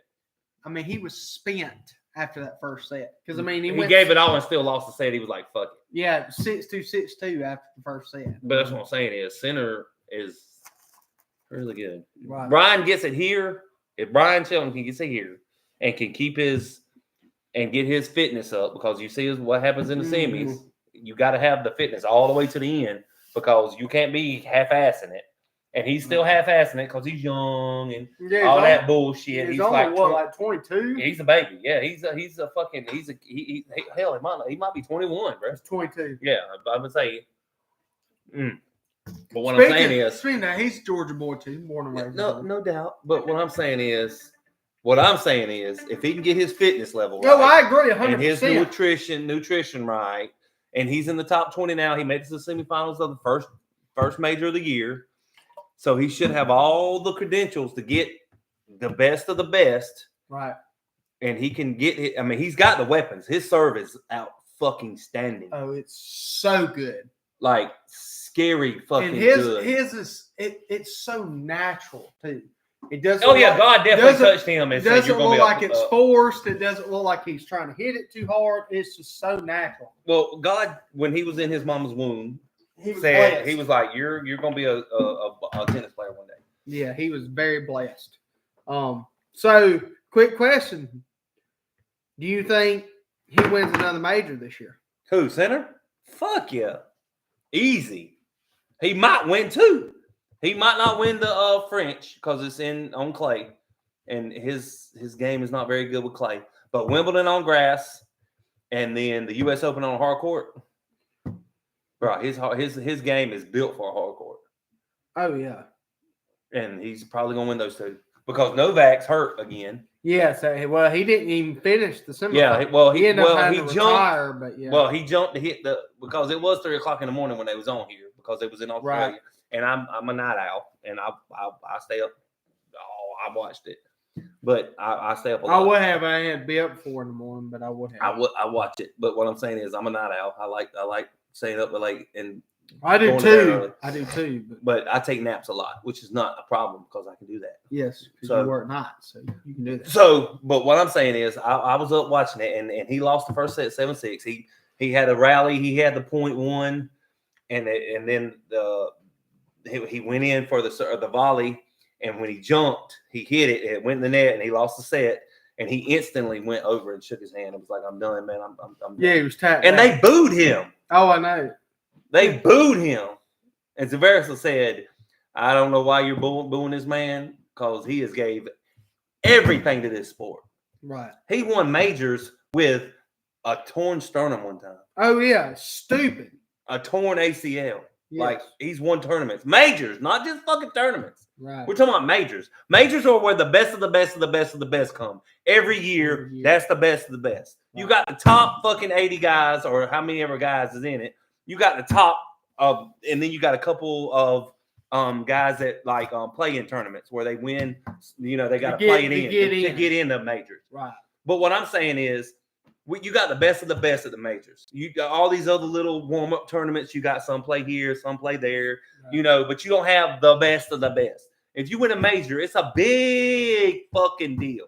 Right. I agree. Huge fucking deal. And Novak has 24 of them.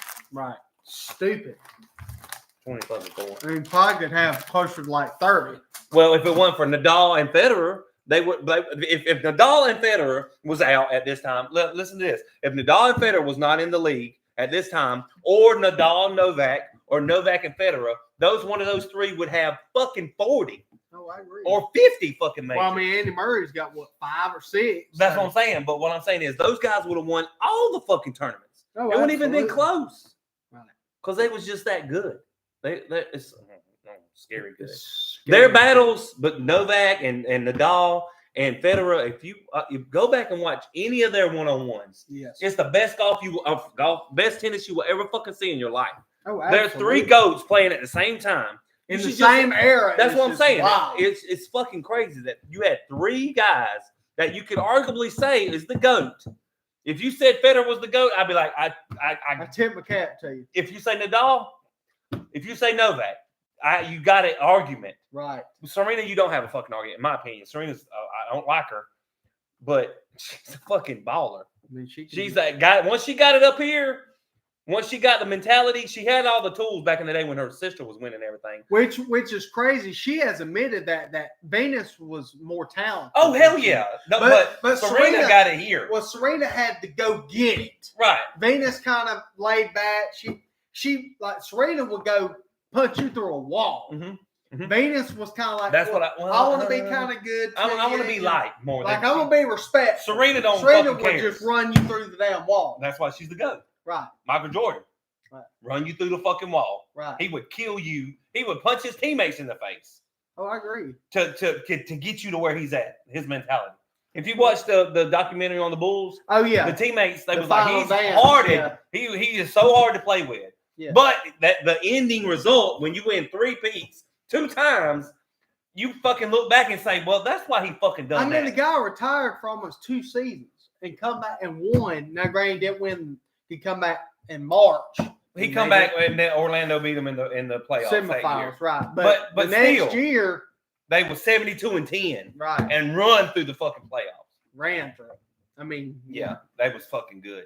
Yeah, which I thought that the first 3 to me were a lot easier than the last 3, except for that one year, 96. Well, 96 was easy. No, Seattle had a chance to beat them. Yeah, Gary Payton and Sean Kemp. But what I'm saying is, I thought they could beat them. Not with Ron Harper. I don't think the old 91 Lakers were going to beat that Jordan team. I don't think. Well, if Portland don't get upset by the Lakers, I think Portland gives them a better run. Well, Portland played them in 92. Yeah, no, but I get that. But you know why they beat the shit out of Portland? Because they were saying Clyde Drexler was as good as Jordan. And Jordan was like, oh, fuck you. Yeah, right. Clyde Drexler is not me. Not even close. I mean, he's a top. Clyde's good now. Don't get me wrong. He's probably a top 5 to 7 shooting guard of all time. Clyde? Yeah. Oh, yeah. Oh, I thought you meant Jordan. I was like, what the fuck are you talking about? No, Clyde. Clyde, yeah, great. I mean, athletic and jump out the gym. Outside of Kobe and Jordan, he might be 3rd or 4th. Him and Dwayne Wade would be. Clyde was good. People don't realize how good that Portland team were. Oh, you had Kersey, fucking Clyde, Terry Porter. I fucking love that guy. He was on the wrong team. Right. But Porter was, oh my God, I love that scrappy motherfucker. Right. He was so good. Scrappy.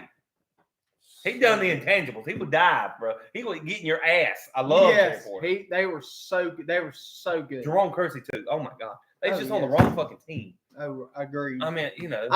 Clyde got his with Houston a couple years later, but in 96? 95. You're right, 95. Right. But, you know, and then you had now Phoenix with Charles Barkley, I mean, maybe. I mean, if they would have one. But you don't think Utah fucking give them that's what I'm saying. That second 3-peat was a lot harder. Oh, yes. Okay, yeah, I get what you're saying. 3. I get what you're saying. With the Phoenix, but Phoenix beat them in game 1 at home. Oh yeah, if Charles Barkley, if they would have had one more piece, they had Dan Marley, they had Kevin Johnson. Kevin Johnson was a monster, but they needed a big with Charles Barkley. Yeah, if they had another big, I think they would have beat them. I don't know if they beat them. I would go to game 7 at least. Right, but that's what I'm Jordan saying. never had a game 7. No, that first 3 LeBron was a lot easier. LeBron for Jordan, but that second 3-peat was tough. Well, if they don't put Scottie Pippen on Magic Johnson in the first 91, they might not win. Right. Scottie Pippen locked his ass down. Well, you go look at the Bulls. Because they beat him game 1. 96, 97, 98. In 96, they went to 2 game 7s before the finals. 97, they went to 2 game 7s before the finals. And 98, they went to 2 game 7s. But in the finals, they did not. Didn't even see 1 game 7. No, that's what made Jordan. But that's what I'm saying. That second 3-peat, I think they had more talent than them first 3 Bulls teams. Yeah, Harper, Rodman, and them. Yeah. Oh yeah, Steve Kerr. You know they were really good. Kukoc. I mean they were good. But that's what I'm saying. I mean I just think I thought Utah was going to beat them, especially the second time. The first time. Probably, but if Jordan don't hit that game 1 game winning shot, 91-90 in that series, it might be a little different. Right. Because Utah had them by the ropes in the first game in the 97. Oh yeah. And Jordan hit that game winning shot. Oh yeah. To win the game 1. That was that the first series. That was the first Byron Russell shot he made over him. Right, but the game classic 6, yeah, is game six. Right. Right. Man, The flu game that everybody thought he was, which he looked he like did that he was in under the against weather. you, and that was game 5. But either way, that's what I'm saying. That's what turned that series. But yeah. Yeah, that one shot in the first series was huge. Right. Because if Utah wins game 1, they probably win. They might beat them. They might win it. Because they was down 90-87, 88, 90-89. If he misses it, they lose. It wasn't like a tie, you're tied, and if you make it, you make it. If you don't, you go to overtime bullshit. You had to hit it. Right. So exactly. I got you. But yeah, so that's what I'm saying. That's another debate we can have another day about some teams what teams that in the 80s, 90s, 2000s that nobody beats the 96 Bulls, in my opinion. Even the 7-3-9 Golden State Warriors. They didn't even win the championship that year, right there. Oh, I know. I'm just saying. To who? LaFleur. Fucking pussy. LeBron James. But anyway. Gay. LaFleur James is what I call it. That was a bullshit. That Golden State gave up. They was like, oh, we got this. And then they got lucky on one game 6 on some Kyrie Irving bullshit. Well, that was a great fucking shot. Fuck that. That shit was luck. But anyway, so before he ain't done it again. But before we get into the NBA real quick, they have announced who's going to be in the dunk contest. By the way, oh, they did. Yes. Who was it? Me and you? Yeah, basically. Now Mac McClung, who's won the last. Now last year, that boy showed out. Last year he showed out. Now, granted, he's not Zach LaVine, Aaron Gordon. He don't even play in the fucking NBA. He's in the G League. He's in the G League. But so why is he even in the dunk contest? Well, it's him, then the rookie, Stephon Castle from the Spurs. Come on, bro.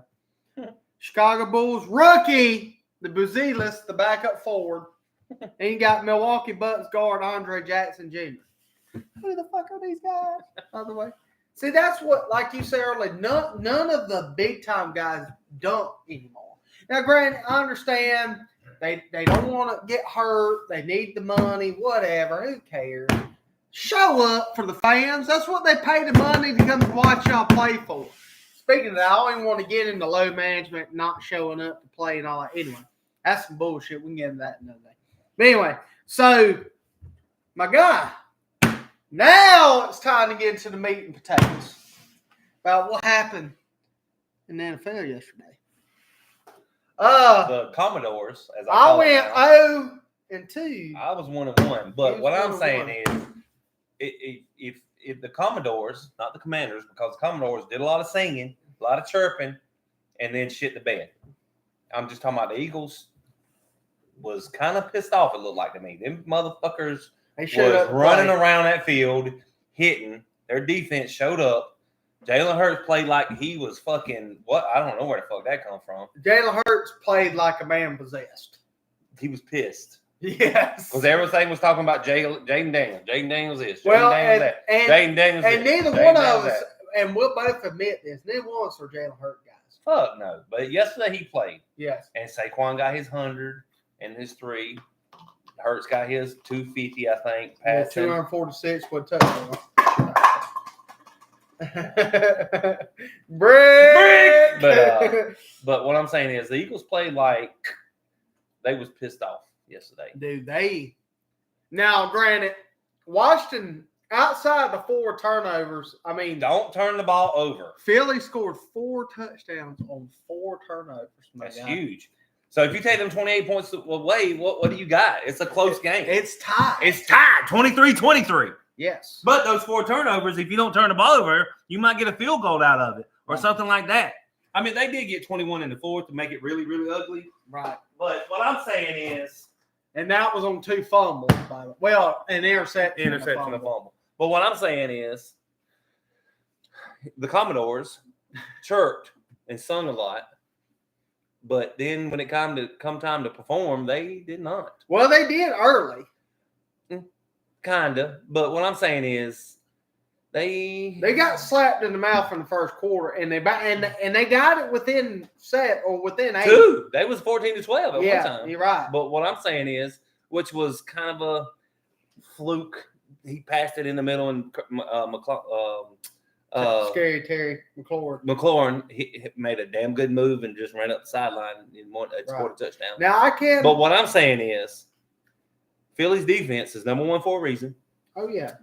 So I can say I did get one prediction correct about this game. Well, two. I did say it was going to be a high-scoring game. I got the teams mixed up on who was going to blow out the other one. But I did say Zach Ertz was going to be big for Washington, and he had a big game yesterday. What, 11 catches for 100-something yards? Yeah, stupid. Yeah. He didn't get no tutties, though. No tutties. Scary Terry had him one, but he was a big X factor for Jaden Daniels. I said that he was going to be his security blanket, and he was playing like Philly was his old team, and he was like, I'm going to show these that I still can ball, which he did. Yeah, but he balled. And lost. So took the L. But, so I did get two predictions right. Just got the teams wrong. And I didn't expect there to be this many turnovers. I did say there would probably be a turnover or two in this game that would make a difference. But it ended up being 4 turnovers. So 4. 3 fumbles. And I believe that's how many games in a row in the playoffs? If you don't turn the ball over, you win. And they turn the ball over, you win. Yes, that they reported that in the second game yesterday that teams that have won the turnover margin has won. The team. Everybody had 0 turnovers until the last game yesterday. Right. Who won? Yes. Anyway. Who won, guy? But yes, we fit to get into that. So, probably the best game of the playoffs so far, and it outside really of Buffalo, game. Baltimore. But this game was built up like this was Super Bowl, pre-Super Bowl. I mean, whoever a lot of folks on social media last night was like, whoever wins this game wins the whole thing. And it probably, I mean, I'm so on the fence on who to pick this coming week yet. Especially how Philly's playing right now. Dude, they're hot. They're on it. It's a good time to be hot. Absolutely. But KC, they just Kansas City wants to be the first what team do you ever. say, Fish? They find a way to win. They find a way. They just find a way. Chris Jones, you see him yesterday after they won? Yes. He was fucking balling like a baby. Yes, he was crying in the fourth quarter for the game was even. That's what I'm saying. When they got the ball back, when they stopped going 4th down, Josh Allen almost motherfucking made a play. Which is bullshit. What? One referee on one side marked him ahead of the first down line. I ain't talking about that one. I'm talking about the 4th down when he threw it. Oh, and he almost caught with it. Dalton Kincaid on Yes. it. I'm talking about the one before that. If he don't get hit, though, if he don't have pressure, he's up. That's a tutty. Because dude was broken by himself. Kincaid was open. Yes, way open. If you watch it before, right when they showed the wide angle, he was wide open. Yes. Somebody broke cover. Somebody fucked up. Those 2 plays would have been the difference. Oh, hell yeah. And Josh, But also seeing a sideline view of the Josh Allen, there's no way he made the first down line, 4th down play. Oh, I agree. He didn't make it. But what I'm saying is, though, if they would have marked it where the one referee would have said, I don't think they would overturn. Touche. But if whatever one they marked it is what they were going to stay with. It was going to stay right. with. And folks are going to think, well, that's KC bias. Whether or not you agree with that or not. That's a not. bunch of bullshit. KC bias, blah, blah. It used to be Tom Brady and the Patriots. Right. Now it's fucking the Chiefs because they win all the time. They just find fucking ways to win. Right. Andy Reid, Patrick Mahomes, Travis Kelce didn't have a good game last night. Travis Kelce didn't do shit. Travis Kelce had 2 catches all and one was in the 4th quarter, and you were like, where did he come from? Fuck? Yeah, who is this guy? Who's this rookie? Yes, exactly. But he spreaded the ball yesterday. Yes. I'm talking about there was like 10 guys. Kareem Hunt was big for them yesterday. Kareem Hunt's a beast, bro. Dude, imagine if he was a starter for somebody. And Pachenko come up big. Worthy, fucking rookie, had 6, 7 catches. 6 for 85. 85. He was the main guy yesterday. And your boy, who'd I say could be a Juju. Hollywood Brown had a couple catches yesterday. Would be a big X factor in this game, and he, Juju's Juju. Right. He finds a way. Open. That's what I'm saying. And Patrick Mahomes is gonna find you if you get open. He's a fucking and folks are gonna give Josh Allen grief, but Josh Allen's a damn good quarterback. He played his butt off, and just got beat. I mean, like I say, there was no turnover. He didn't turn the ball over yesterday like he usually does. No turnovers. Well, for them, yeah. Kansas City only had one. Yeah. Patrick Mahomes fumbled, right. And that was the first time that was the first game this year in the playoffs where somebody had a turnover and they won. Right. First time turnover battle. Yeah. Right. Turnover margin. Yeah, I mean, when you go look at stats, I mean. Allen was there, man. Allen played his ass off. I mean, I don't like the guy. I can't stand Josh Allen, but that son bitch played yesterday. Right. He gave it all. He damn sure did. Damn sure did. He played better than that in that game, in my opinion, than the game that went to overtime and he didn't get a chance to touch the ball. Oh, yeah. 3 years ago. Yeah. He played better yesterday. He's more efficient. Oh, absolutely. Like, I don't. He looked like a different Josh Allen. Yes. Very composed. Like, he wasn't fucking just beat. I mean. He looked like the MVP that he should be. Agreed. He should be. I think he should be. Me too. So but Kansas City is they just find a way. They, do they early call right now, Fish? Do they repeat? Yes. I mean, until they get beat, I say they don't get beat. You don't think Philly finds a way to beat them this year? They should have beat them the first time they played them. You think so? Yeah, they should have beat them the first time they beat them. They had them. But Kansas City finds a fucking way, man. Well, Philly just shit the bed in the second half. But that's what I'm saying, though. But if they don't shit the bed in the second half like they played the first half, they beat the shit out of them. No, I agree. They beat them like Tampa Bay beat them that year in the Super Bowl. Oh, dude. Tampa Bay beat the shit out of Kansas City. You got to beat Kansas City. Yeah, you can't have it close at the end. That or you can't expect KC to beat themselves. Fuck no. You got to go out there and beat them. Like Tom Brady and the Bucks did that year. Yes. Dude, they beat the shit out. Now that Super Bowl was laughable. Now, that was Mahomes' first Super Bowl. So, take that with a grain. No, he won the year before. I was say, calm down. He won the year before. Who'd they beat the year before? San Francisco? Was that Jim McGroppolo? Yeah, Jim McGroppolo. That's right. Yeah. Because then they lost Tampa Bay. Then they beat the shit out of San Francisco again. And then they beat the Eagles. No, they beat the Eagles. Then they beat the. Well, it was the Rams and the Bengals in between there. Yeah, Bengals and the Rams. The Bengals beat the Rams beat the shit out of the Bengals. No, that game was close. No, they should have Bengals should have won because your boy Matthew Stafford should have threw a pick in the fourth quarter on the last drive because he hit the motherfucker right in the hands, but he dropped it. Yeah, but how many times I've told you that? The Rams found a way to win. They found a way. They found a way. For sure. But just like the fucking Chiefs did. God forsake it. Oh, God. Can you believe that?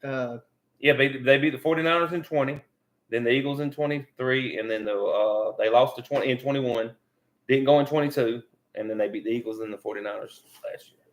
Yeah, well, they beat Eagles and 49ers. Yeah. This could be the first. But yeah, it could beat the Eagles twice in 3 years. Yeah. And then the 49ers twice in 4 years. Right. So, Patrick Mahomes, ties John Elway with the second most Super Bowl appearances for a starting quarterback at 5 Super Bowls. That's crazy. Andy Reid 6. Speaking of Hall of Famer, Andy Reid is first ballot. Oh, fucking yeah. If he ain't unanimous, nobody will never be unanimous. Right. Him, Travis Kelce, Patrick Mahomes are all unanimous. Should be. No doubt. But yes. But these two teams are a combined 29-5, my guy. 29-5. So these probably, outside Detroit, guys, what you think about it, are probably the two best teams in the NFL. This is the first year probably in the last. I don't like Philly's coach. You don't like Nick Sirianni? No, I'm not a big Nick Sirianni asshole, but he's a Philly guy. And Mr. Okay, good. I'm better than you. Fuck you. No, fuck you. And that's why they'll lose. Andy Reid is a damn coach. He can coach the ball, man. He's so good. Question for you. Yes, sir. On that third down and 6 or 7, whatever it was, 7, I believe, with a minute and a half left or a minute and 20 seconds left, do you have the balls to call that pass?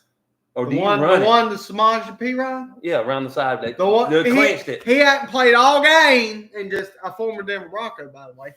Didn't show Do you up have all the game. balls to call that play?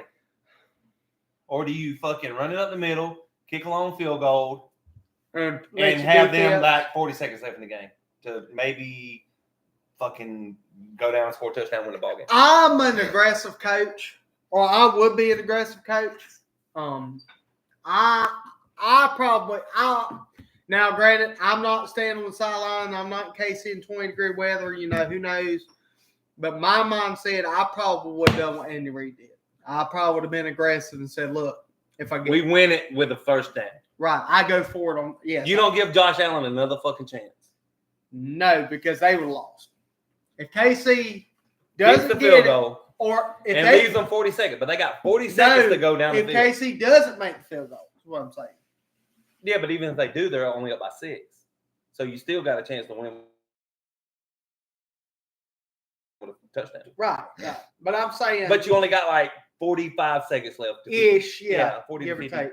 Because it was like 120, 130 when they did that play. Right. So, and they only had Buffalo no timeouts left. No, they just used the first 2 on first and Right. second down. They had to stop them on third down, it ended up being over. Right. But what I'm saying is, do you have the balls to call that play? I think I do. In the moment, trying to go for a 3-peat, yes. I think I have the guts to call it. Now, granted, if you tip the cap, if you don't get it. But the thing is, you got to have everything. Everything's got to go right. Right. On a huge play. Because that could have been a fumble waiting to happen. Or it could have been an incomplete pass, and then you kick a long field goal, and they got a minute and 20 seconds left. Right. If it's an incomplete pass, it's ask Lamar Jackson and Mark Andrews. And it's even bigger if they don't make the field goal. Touche. All they got to do is get a field goal. They probably, be bluntly honest with you, it was like, because they said it on the broadcast, it was like 56 y'all. It was a long field goal. They might punt it. That's what I'm saying. Or they punt it. Right. Because they call timeout. They got a minute 30. You punt, but you still got a minute and 30. What I didn't agree with was Buffalo, you can't sell out there. To me, you got to play coverage. You can't sell out on third down. Because they're not running on 3rd and 7, in my opinion. But that's coaching. That's what I'm McDermott. thinking. If I'm the defense coordinator, I'm not selling out right there. A linebacker says, okay, I've got the running back, I've got the tight end, and everybody else play coverage. You got 4 defensive linemen. And you stay at the first down marker. Right. You let them catch it, then you run in. Right. Tackle. You play coverage. Then you call timeout. You got 120. They kick a long field goal, miss or make, or punt it to you. Right. And you play 2 minutes. But you also got to be like this. You was aggressive on offense. You want to be aggressive on defense and blitz. I get why they did it. I'm not saying what they did was wrong. But in the moment, I'm trying to win the game. I'm not allowing them to get first. They could get 5 yards and kick field goal if they make it. But it's 4th and 1. You don't think they go for it? 4th and 2. 4th and 1, 4th and 2. Woo! You get really greasy now. Then it's definitely a big debate. Andy Reid would have definitely went for it. And they'd have done that God. No, that little tush fucking push no, not tush push. That's Philly. The little what's it called? The peanut butter and jelly play where the dude does a little fucking scat route to the outside. Oh yeah. The one where fucking what's his name? The backup come in and made that play for him that playoff game when Patrick Mahomes got hurt against was it Buffalo? What's his fucking name? The backup that made that play. Or was it regular season? It might have been regular season. Well, anyway. Well, or they try to get them jump off sides and see if they get free first down. So, I mean, there could have been many things they tried. But no, I to answer your question, 8 out of 10 times, yes, I do what they did. Now, when I'm called that play, that's a debate. Probably what I do is I run the play I tell you all the time to get 6 yards. Tight end, act like you're blocking. You cut out with the slant and get to the sticks. Throw it to the sideline. If he gets it, right. Let tight end drag, right. Block. Act like you're going to block. And then drag. You're right. Drag. Easy first down, 8 out of 10. That's probably – now, granted, if Buffalo's blitzing, you might not have enough time to throw that play. But that's where I'm thinking. So, I mean, you got to tip the cap. That was a gutsy call, and it worked out. So, I do think right now, as bad as I hate to admit it, Kansas City will probably three-peat. I mean, they'll probably end up winning. But if Philly wins, you got to respect it. Because, I mean, nobody expect them to even be here. Everybody was all Detroit. Oh, absolutely. Absolutely. And Detroit didn't even make it to the NFC Championship. No, they lost. I think their coach is their problem. You think so? Quick take. Little side note. The little Dan what you call it? Hot take. My bad. Hot take. Campbell is not. He's too aggressive. Like Andy Reid's aggressive when he needs to be, and then other times he's not aggressive when he needs to be. Dan Campbell is always aggressive. Right. But so is the Washington coach, Dan Quinn. He's very aggressive. Oh, dude, they kept going on fourth down like the whole game. That's what I'm saying. But granted, they had to because they was down by fucking 50. But what I'm saying is, well, not the whole game. But what I'm saying is, early he was doing it. Hell, he did it like 3 times, like the first quarter and a half. I'm like, what the fuck is he doing? That's what I'm saying. You punt the ball, you trust your defense, and you make it a long field. He's thinking that the defense is struggling. They're giving up all these points. Not the first quarter. Well, they were down 14-0 early. That's what I'm saying, though. But what I'm saying, I don't know. That's why I get what you're saying. I don't think Dan Campbell is a Super Bowl winning coach. That's what I'm saying. That's what I'm saying. And Dan Quinn is. That's what I'm saying. Not Dan Quinn ain't that guy either. Well, he's had a bad rap since the 28-3 debacle against the Falcons Patriots. And quick take, by the way. Who the fuck against that Patriots defense makes Matt Ryan step back there and throw it 55 fucking times and we got the best fucking running back in the league? Hand the son of a bitch out to Devontae Freeman, for God fucking sake. You're up 28 to goddamn 3 in the second half. Give it to fucking Devontae Freeman. If they stop him 3 times, you punt the ball. Don't let Matt Ryan, who's not mobile, by the way, get sacked 9 freaking times. You wonder why you lost a 25 fucking point lead. Anyway, that's my hot take. Not getting into it. The shit pissed me off. I can tell. You said GD. I mean, I'm just saying. You got the best running back in the league that year. Give it to him. Just say it.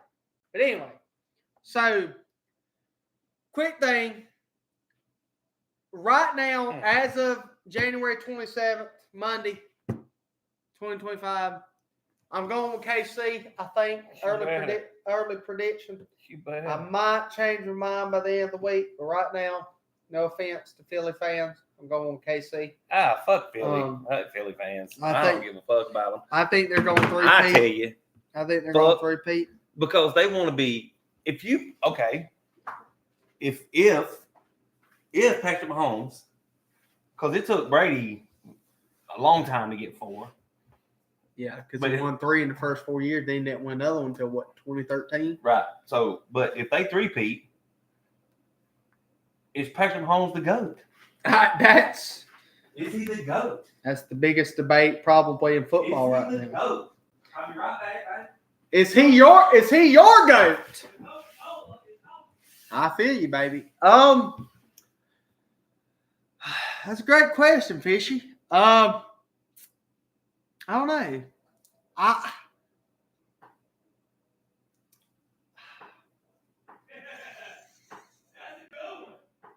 I mean, this was a big debate. Tell me that ain't a good debate.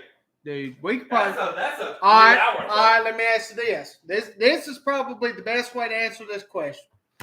It's just like in basketball. Quick side note, basketball. You got Jason Kidd, Steve Nash, John Stockton, Gary Payton. Who's the last point guard you pick? If you're playing rec ball, you got Stockton, Kidd, Steve Nash, Gary Payton. Who's the last guy you pick? I feel like, personally, Kidd and Stockton go 1-2. Whichever way you want to pick them. You don't give it to a 3-time MVP, Nash? 2-time MVP? Or 2-time MVP? Well, a lot of folks say he'd be the 4th guy picked. Gary Payton was the glove for the reason. Right. He was a beast, bro. That's what I'm saying. But his offense but wasn't what I'm either. getting at is if you put Mahomes, Brady, Montana, and whoever else, Marino, Elway, Manning. Marino ain't in the discussion. But what I'm saying, you Elway, Manning, Mahomes, and Brady, and Montana. I'm an Elway guy too, but that's the top 5 probably. Yes. Okay. Yeah. I mean, some folks say Drew Brees, some folks might say Aaron Rodgers, some folks might say Brett Favre. Fuck no. But I'm saying that if they say that, they're dumbass. They're in the next tier down, right? So, but you got Montana, Mahomes, Elway, Brady, but none of them three-peated. If they three-peated, correct. Elway won back to back. Yeah, Elway beat the fucking Brady Falcons. won back to back. Anyway, yes. Anyway, Montana. We beat the Vikings, who was fucking loaded that year. That team should have won. See, I'm telling you, we could stop right this stream and come back 30 minutes, and we could have a whole debate about NBA, NFL, NBA, MLB, about teams that could have won. Should have won Super Bowl. Culpepper and Moss. You know what? That might be a good one. We might go over that one day this week. Might have to have a whole podcast about teams that could have won. But yes, that 15-1 Minnesota team, Chris Carter, Randy Moss, Dante Culpepper. Was it Cunningham? Was it Randall Cunningham or Dante Culpepper? Culpepper. Okay, I thought it was Randall Cunningham before that. But anyway, either way, it was one of them two was the quarterback. They were loaded. And that Falcons team come out, Chris Chandler and them boys, and who was their running back? Jamal Anderson. There it is. Come out of nowhere. I met him at the what was it, Raw that year? Yes. We was at the Raw and he was there. Yes. That team was so loaded. But yeah, so Elway got back, Brady got back, Peyton never won back, and Montana never won back, which is crazy. Montana's got 5 rings and never won back by 4 rings, never won back. Are you looking this up? What? The Minnesota thing? Yeah. I was too. Randall Cunningham. It was Randall Cunningham, so I was right. Yeah, my bad. Why did I say Dante Culpepper? He was like 2 years later. Oh. Hell, he might have been the very next year. Yeah. It was, I think. 99. Come Randall on. Cunningham. Who was so good for Philly, by the way, early in his career. Robert Smith, that was the running back. Yes, that played it. That little white chocolate motherfucker. Yes, he was so good. Yeah, scary good. Yeah, Jeff George was 99. Dante Culpepper was from 2000, 2003. Yeah, okay. But they were both really good. But anyway, Dante was a beast too, but I forgot. Randall Cunningham was that guy for like 10 years. But anyway, so if you put those 5 quarterbacks, you got to say Brady won. Ooh, you got to say Brady until now. Caveat. This motherfucker has more rings by himself than teams. Oh, I agree. The most is Pittsburgh, and Dallas has 6. And he's got 7. He's got 7 by himself. And you got to say he's the GOAT. And went to 10. You got to say he's the GOAT. And the 3 he lost was 2 Giants and then the Eagles. The Giants definitely shouldn't have beat them. Both guys. There's no fucking way before that game. That second Giants team, the first one shouldn't have beat them. The second one shouldn't have beat them. That second Giants team was better than the first one. Well, touche. But what I'm saying is, and that Eagles team with a backup quarterback was fluky as shit. They shouldn't have won. Yeah, with Nick Foles. Foles, yeah, trash. Carson Wentz was that guy, and then he hadn't been the same since. But anyway, but what I'm saying is, yes, I agree with you. I mean, Brady has more rings by himself. You know, I'm a Brady hater. I hate Brady too, but you gotta. Tom Brady. I am. So if I'm a hater, when I'm not a hater, as in I don't like that guy. I don't like him, but because I don't like LeBron. I don't fucking like LeBron. Fucking hate him. Can't stand him. He's a fucking crybaby. But on the court, as an athlete and as a fucking winner, he's one of the yes. Right. He's a fucking beast. So if we can agree with Tom Brady, who's the two? Patrick Mahomes. Already. He's in jumped Elway and Montana. Yes. And he's definitely past Peyton. What? Peyton was freaking low-key really If really you're good. saying Patrick's two, he's done past Peyton already. Well, no, he's passed by all three of them. He's the two in my book already. Especially if he wins next Sunday. Oh, yeah. If he gets the three-peat, he's 1A, 1B with Brady already. Two MVPs, 4 Super Bowls. But then the thing about it is, he's doing it. Brady had a so-so. Like last year, he didn't have no fucking wide receivers. No. None. And still won it. Right. Give me an instance when Brady didn't have. When he did have receivers, they didn't win it. Is what's so fucking great. If you think about it, Randy Moss didn't get a ring. No. And that year, they set fucking records. In 2011 with Gronk and Aaron Hernandez and fucking. Randy Moss was a. They had to. Wes Welker, those teams. Oh, Julian Edelman as a rookie. Julian Edelman was a rookie. No, he was rookie 2010. So he's a second year. Fucking idiot. But he's a Tom Brady nut rider. But what I'm saying is, well, it's a good nuts to ride, obviously, because he got some You rings. win 3 Super Bowls. You ride the guy's dick. No, you don't ride his dick. You just be his teammate. But what I'm saying is, well, he's a nut rider. Oh, he's a nut rider. I'm saying, but you don't. Me personally, I'm not a nut rider. Okay. If we win together, we don't fucking. Oh yeah. But Julian Edelman is like. But anyway, oh, it's Tom Brady. Oh, it's Tom Brady. Well, I was glad to see Wes Welker got his with Peyton. And but what pisses me off more is Wes Welker was at the Dolphins. Yes. And then went to got drafted by the Dolphins And for then Texas left us Tech and went to blew New up. England and went. blew up. Well, he was a slot guy. He He's was man. a slant man. He was pre-Julian Edelman. Yeah, he was He great. was a slant man. He was a slam man in Miami, but we didn't have nobody throwing the fucking ball. Come on now. Who? Yeah. Get the fuck out of here. Chad Pitt I'm not was like that guy. none of our quarterbacks Chad since Pitt Marino. was that guy. None of our quarterbacks since fucking Marino. Hey, I have not liked none of them. y'all had Dante Culpepper for like a year. He was 103 years old, my guy. Y'all have 2 now. But anyway, so we agree we go Brady, Yes. Mahomes. If he gets the 3-peat, it's a lock. He's number 2. If he gets a 3-peat and then he gets to 7, he's the GOAT. Oh, if he gets to 5, if he gets another one, and if he wins a 3rd MVP and he gets a 5th Super Bowl, he gets the 3-peat, he jumps Tom Brady. For me, you 3-peat, you win 3 MVPs, and you got 5 Super Bowls, over 7 Super Bowls. Just saying. Hey, I mean, And then it's a debate. Who's 3, 4, 5? I go. I mean, folks are gonna say rings are everything, especially in the NBA. They say damn sure rings are everything.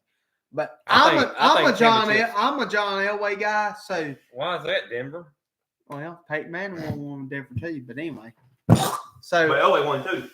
Right, and probably should have won about 6 With whenever he was with Denver and they kept getting shit ass on. Yes, by the Bills a couple times, and then, yeah. Then the Browns. So what about teams that should have won it? Never mind, we won't go with that. Not yet. We'll make a list one day, and we'll have teams that should have won. I championships. might have that done by tonight. That might be a debate by the end of this week. That first Buffalo Bill teams, the when they went to that 4-peat and lost every Super Bowl 4 straight ones, the one against the Giants when Jeff Hostetler come in and backed up Phil Simms. And they beat the Buffalo Bills that year was a fucking Scott Norwood is still not allowed in Buffalo. No. Well, he did it twice. Well, he really did it that Super Bowl. Oh, yeah. That was bad. Yeah. They were as bad as a 20-yard field goal. They probably weren't going to beat neither one of them Dallas teams, but they could have beat the Giants or Washington. Washington. Well, you have that Washington team with Mark Doug Reppinger. Williams. No, Doug Williams was their quarterback. That Reppinger got hurt. Right. Doug then Williams Doug came Williams in came and in. just fucking beat the shit out of them. What happens with these fluky teams that come in with backups and beats these dominant teams? What's up with that in the playoffs? It happens bro? sometimes. You just got hot. Net fault. Shit. What? The fuck did you say? Nick Foles, look. Philly got hot at the right time with a backup quarterback. Yep. Because Wentz was having a damn good year that year. Dude, he probably was the favorite for MVP. Easy. And just blew out his knee. Fucking knee out. And ain't been the same since. Well, that was a bad injury, though. It looked fucking nasty. Right. But what I'm saying is, Tom Brady won. Mahomes close too. Right. And then you got Montana, Elway, and Manning. You probably had to pick championships. Montana would probably be 3, and then you could slide But Montana's Elway teams, though. Oh, they were loaded. They were loaded. Loaded. You had the GOAT Roger receiver. Craig. Jerry Rice. John Taylor, Dwight Clark. Just loaded. God damn. I mean, you go look at some of those defensive players. Oh, no, yeah. Ronnie Lott. Yeah. That's fucking right there. You just say Ronnie Lott, and you fucking be like, oh, yeah, they had a good defense with that one fucking name. Yes. One name, Ronnie Lott. This motherfucker went in for a tackle, ripped his fucking finger off. The tip of his finger got caught between helmets. This motherfucker went to the sidelines, taped it up, and went back in the game and played. And you wonder why Jerry Jones signed him and he went to Dallas and won the Super Bowl. Touche. You wonder why. Because this man ripped the fucking finger off. Sidelines. He's like, tape it up, coach. I got this. Yeah. In this day and age, motherfucker went. Oh my God. You wouldn't see him for 6 weeks. Fucking till the next year. Yeah. Season-ending injury. With a finger. With a fucking tip of your finger. Yeah, it tapes it up, give us some. Go look it up. I'm going YouTube it or fucking TikTok it or whatever. Google search. Google search it. Ronnie Lott loses finger. Yes. You see him look at his hand, go to the sideline, tape it up, and come back in the fucking game. Right. Finish the I'm game. good, coach. What the fuck? Yeah. That's the mentality you got to have to do that. It's crazy. But what's crazy how dominant that team was. Oh, they was fucking great. They beat the shit out of my Dolphins at 84. What I'm saying is they never went back-to-back Super Bowls and they never won back-to-back Super Bowls. But you got to look at the Giants at that time was really fucking good too, man. They were good. With Phil Simms and hello, all them guys. They was good too now. It was good. And Washington was good at that time. Right. So, Pittsburgh was late. That was earlier. Minnesota was earlier. Yeah. But I mean, they weren't like dominant. Is what I'm saying. But they had a lot of and they didn't beat very good teams in the Super Bowl. They played the Bengals one year in the Super Bowl. Yeah, with fucking what's his name? The left-handed guy that's on TV now. What was his name? I got it. Let me see. I'm drawing a blank on his name. Hold on just a minute. He's left-handed. He talks a lot. And all of them. Chris Collinsworth, motherfucker. Shut up, bitch. Talk about a Patrick Mahomes nut rider. Well, big yikes. Big yikes. I'm drawing an absolute blank on this guy's name, by the way. Just an absolute. Oh. Shit. Oh, he almost had it. Boomer size. There you go. Boomer. I mean, Boomer. it was a good team, but you don't think, when you think Cincinnati Bengals, you don't think Super Bowl. No, you don't. Yeah, I mean, San Francisco won 82, 85. Well, 84 technically, because 85 was the Bears. So 81, 84. Oh, they did. Oh, I stand correct. It did win back-to-back. It won 87, 88. 88, yeah. Or 88, 88, 89. Yeah, they did win. They did. And then Dallas come in and won because they beat 3 out of 4. Right, they beat Buffalo twice. And Steve Young won the one in between Against the Chargers. Yes, it was an absolute blowout. Oh yeah, absolute blowout. But yeah, I mean, you go look at. I mean, like you say, those 2 Buffalo teams were 2 teams that should have. That first one especially with Cornelius Bennett, dude, they and were fucking Bruce Smith. Oh my god. You have Bruce Smith on this side. You got Cornelius Bennett on this side. And your quarterback is fucking scared for his life. Bruce Smith, I don't like the Buffalo Bills at all. I'm a Dolphins guy. But that team was fucking loaded. Thurman Thomas, Tim Kelly, Andre Reed. Andre Reed was the guy I was trying to think of. Yeah, so fucking. Andre Reed was a good damn baller. So good. Don Beebe with his little slot. He was the slot guy back then. He was a slot guy. James Lofton was the other really good. Oh, yes. James Lofton. Yes, I mean, Don Beebe with his fucking double helmet ass fucking concussion protocol, bitch. Yes. Low key, James Lofton can be a Hall of Famer. Andre Reed and James Lofton, yeah. But Andre Reed is a Hall of Famer, but James Lofton. But you had Andre Reed on one side, James Lofton, Wes Welker in the slot, and their tight end was Keith McKellar.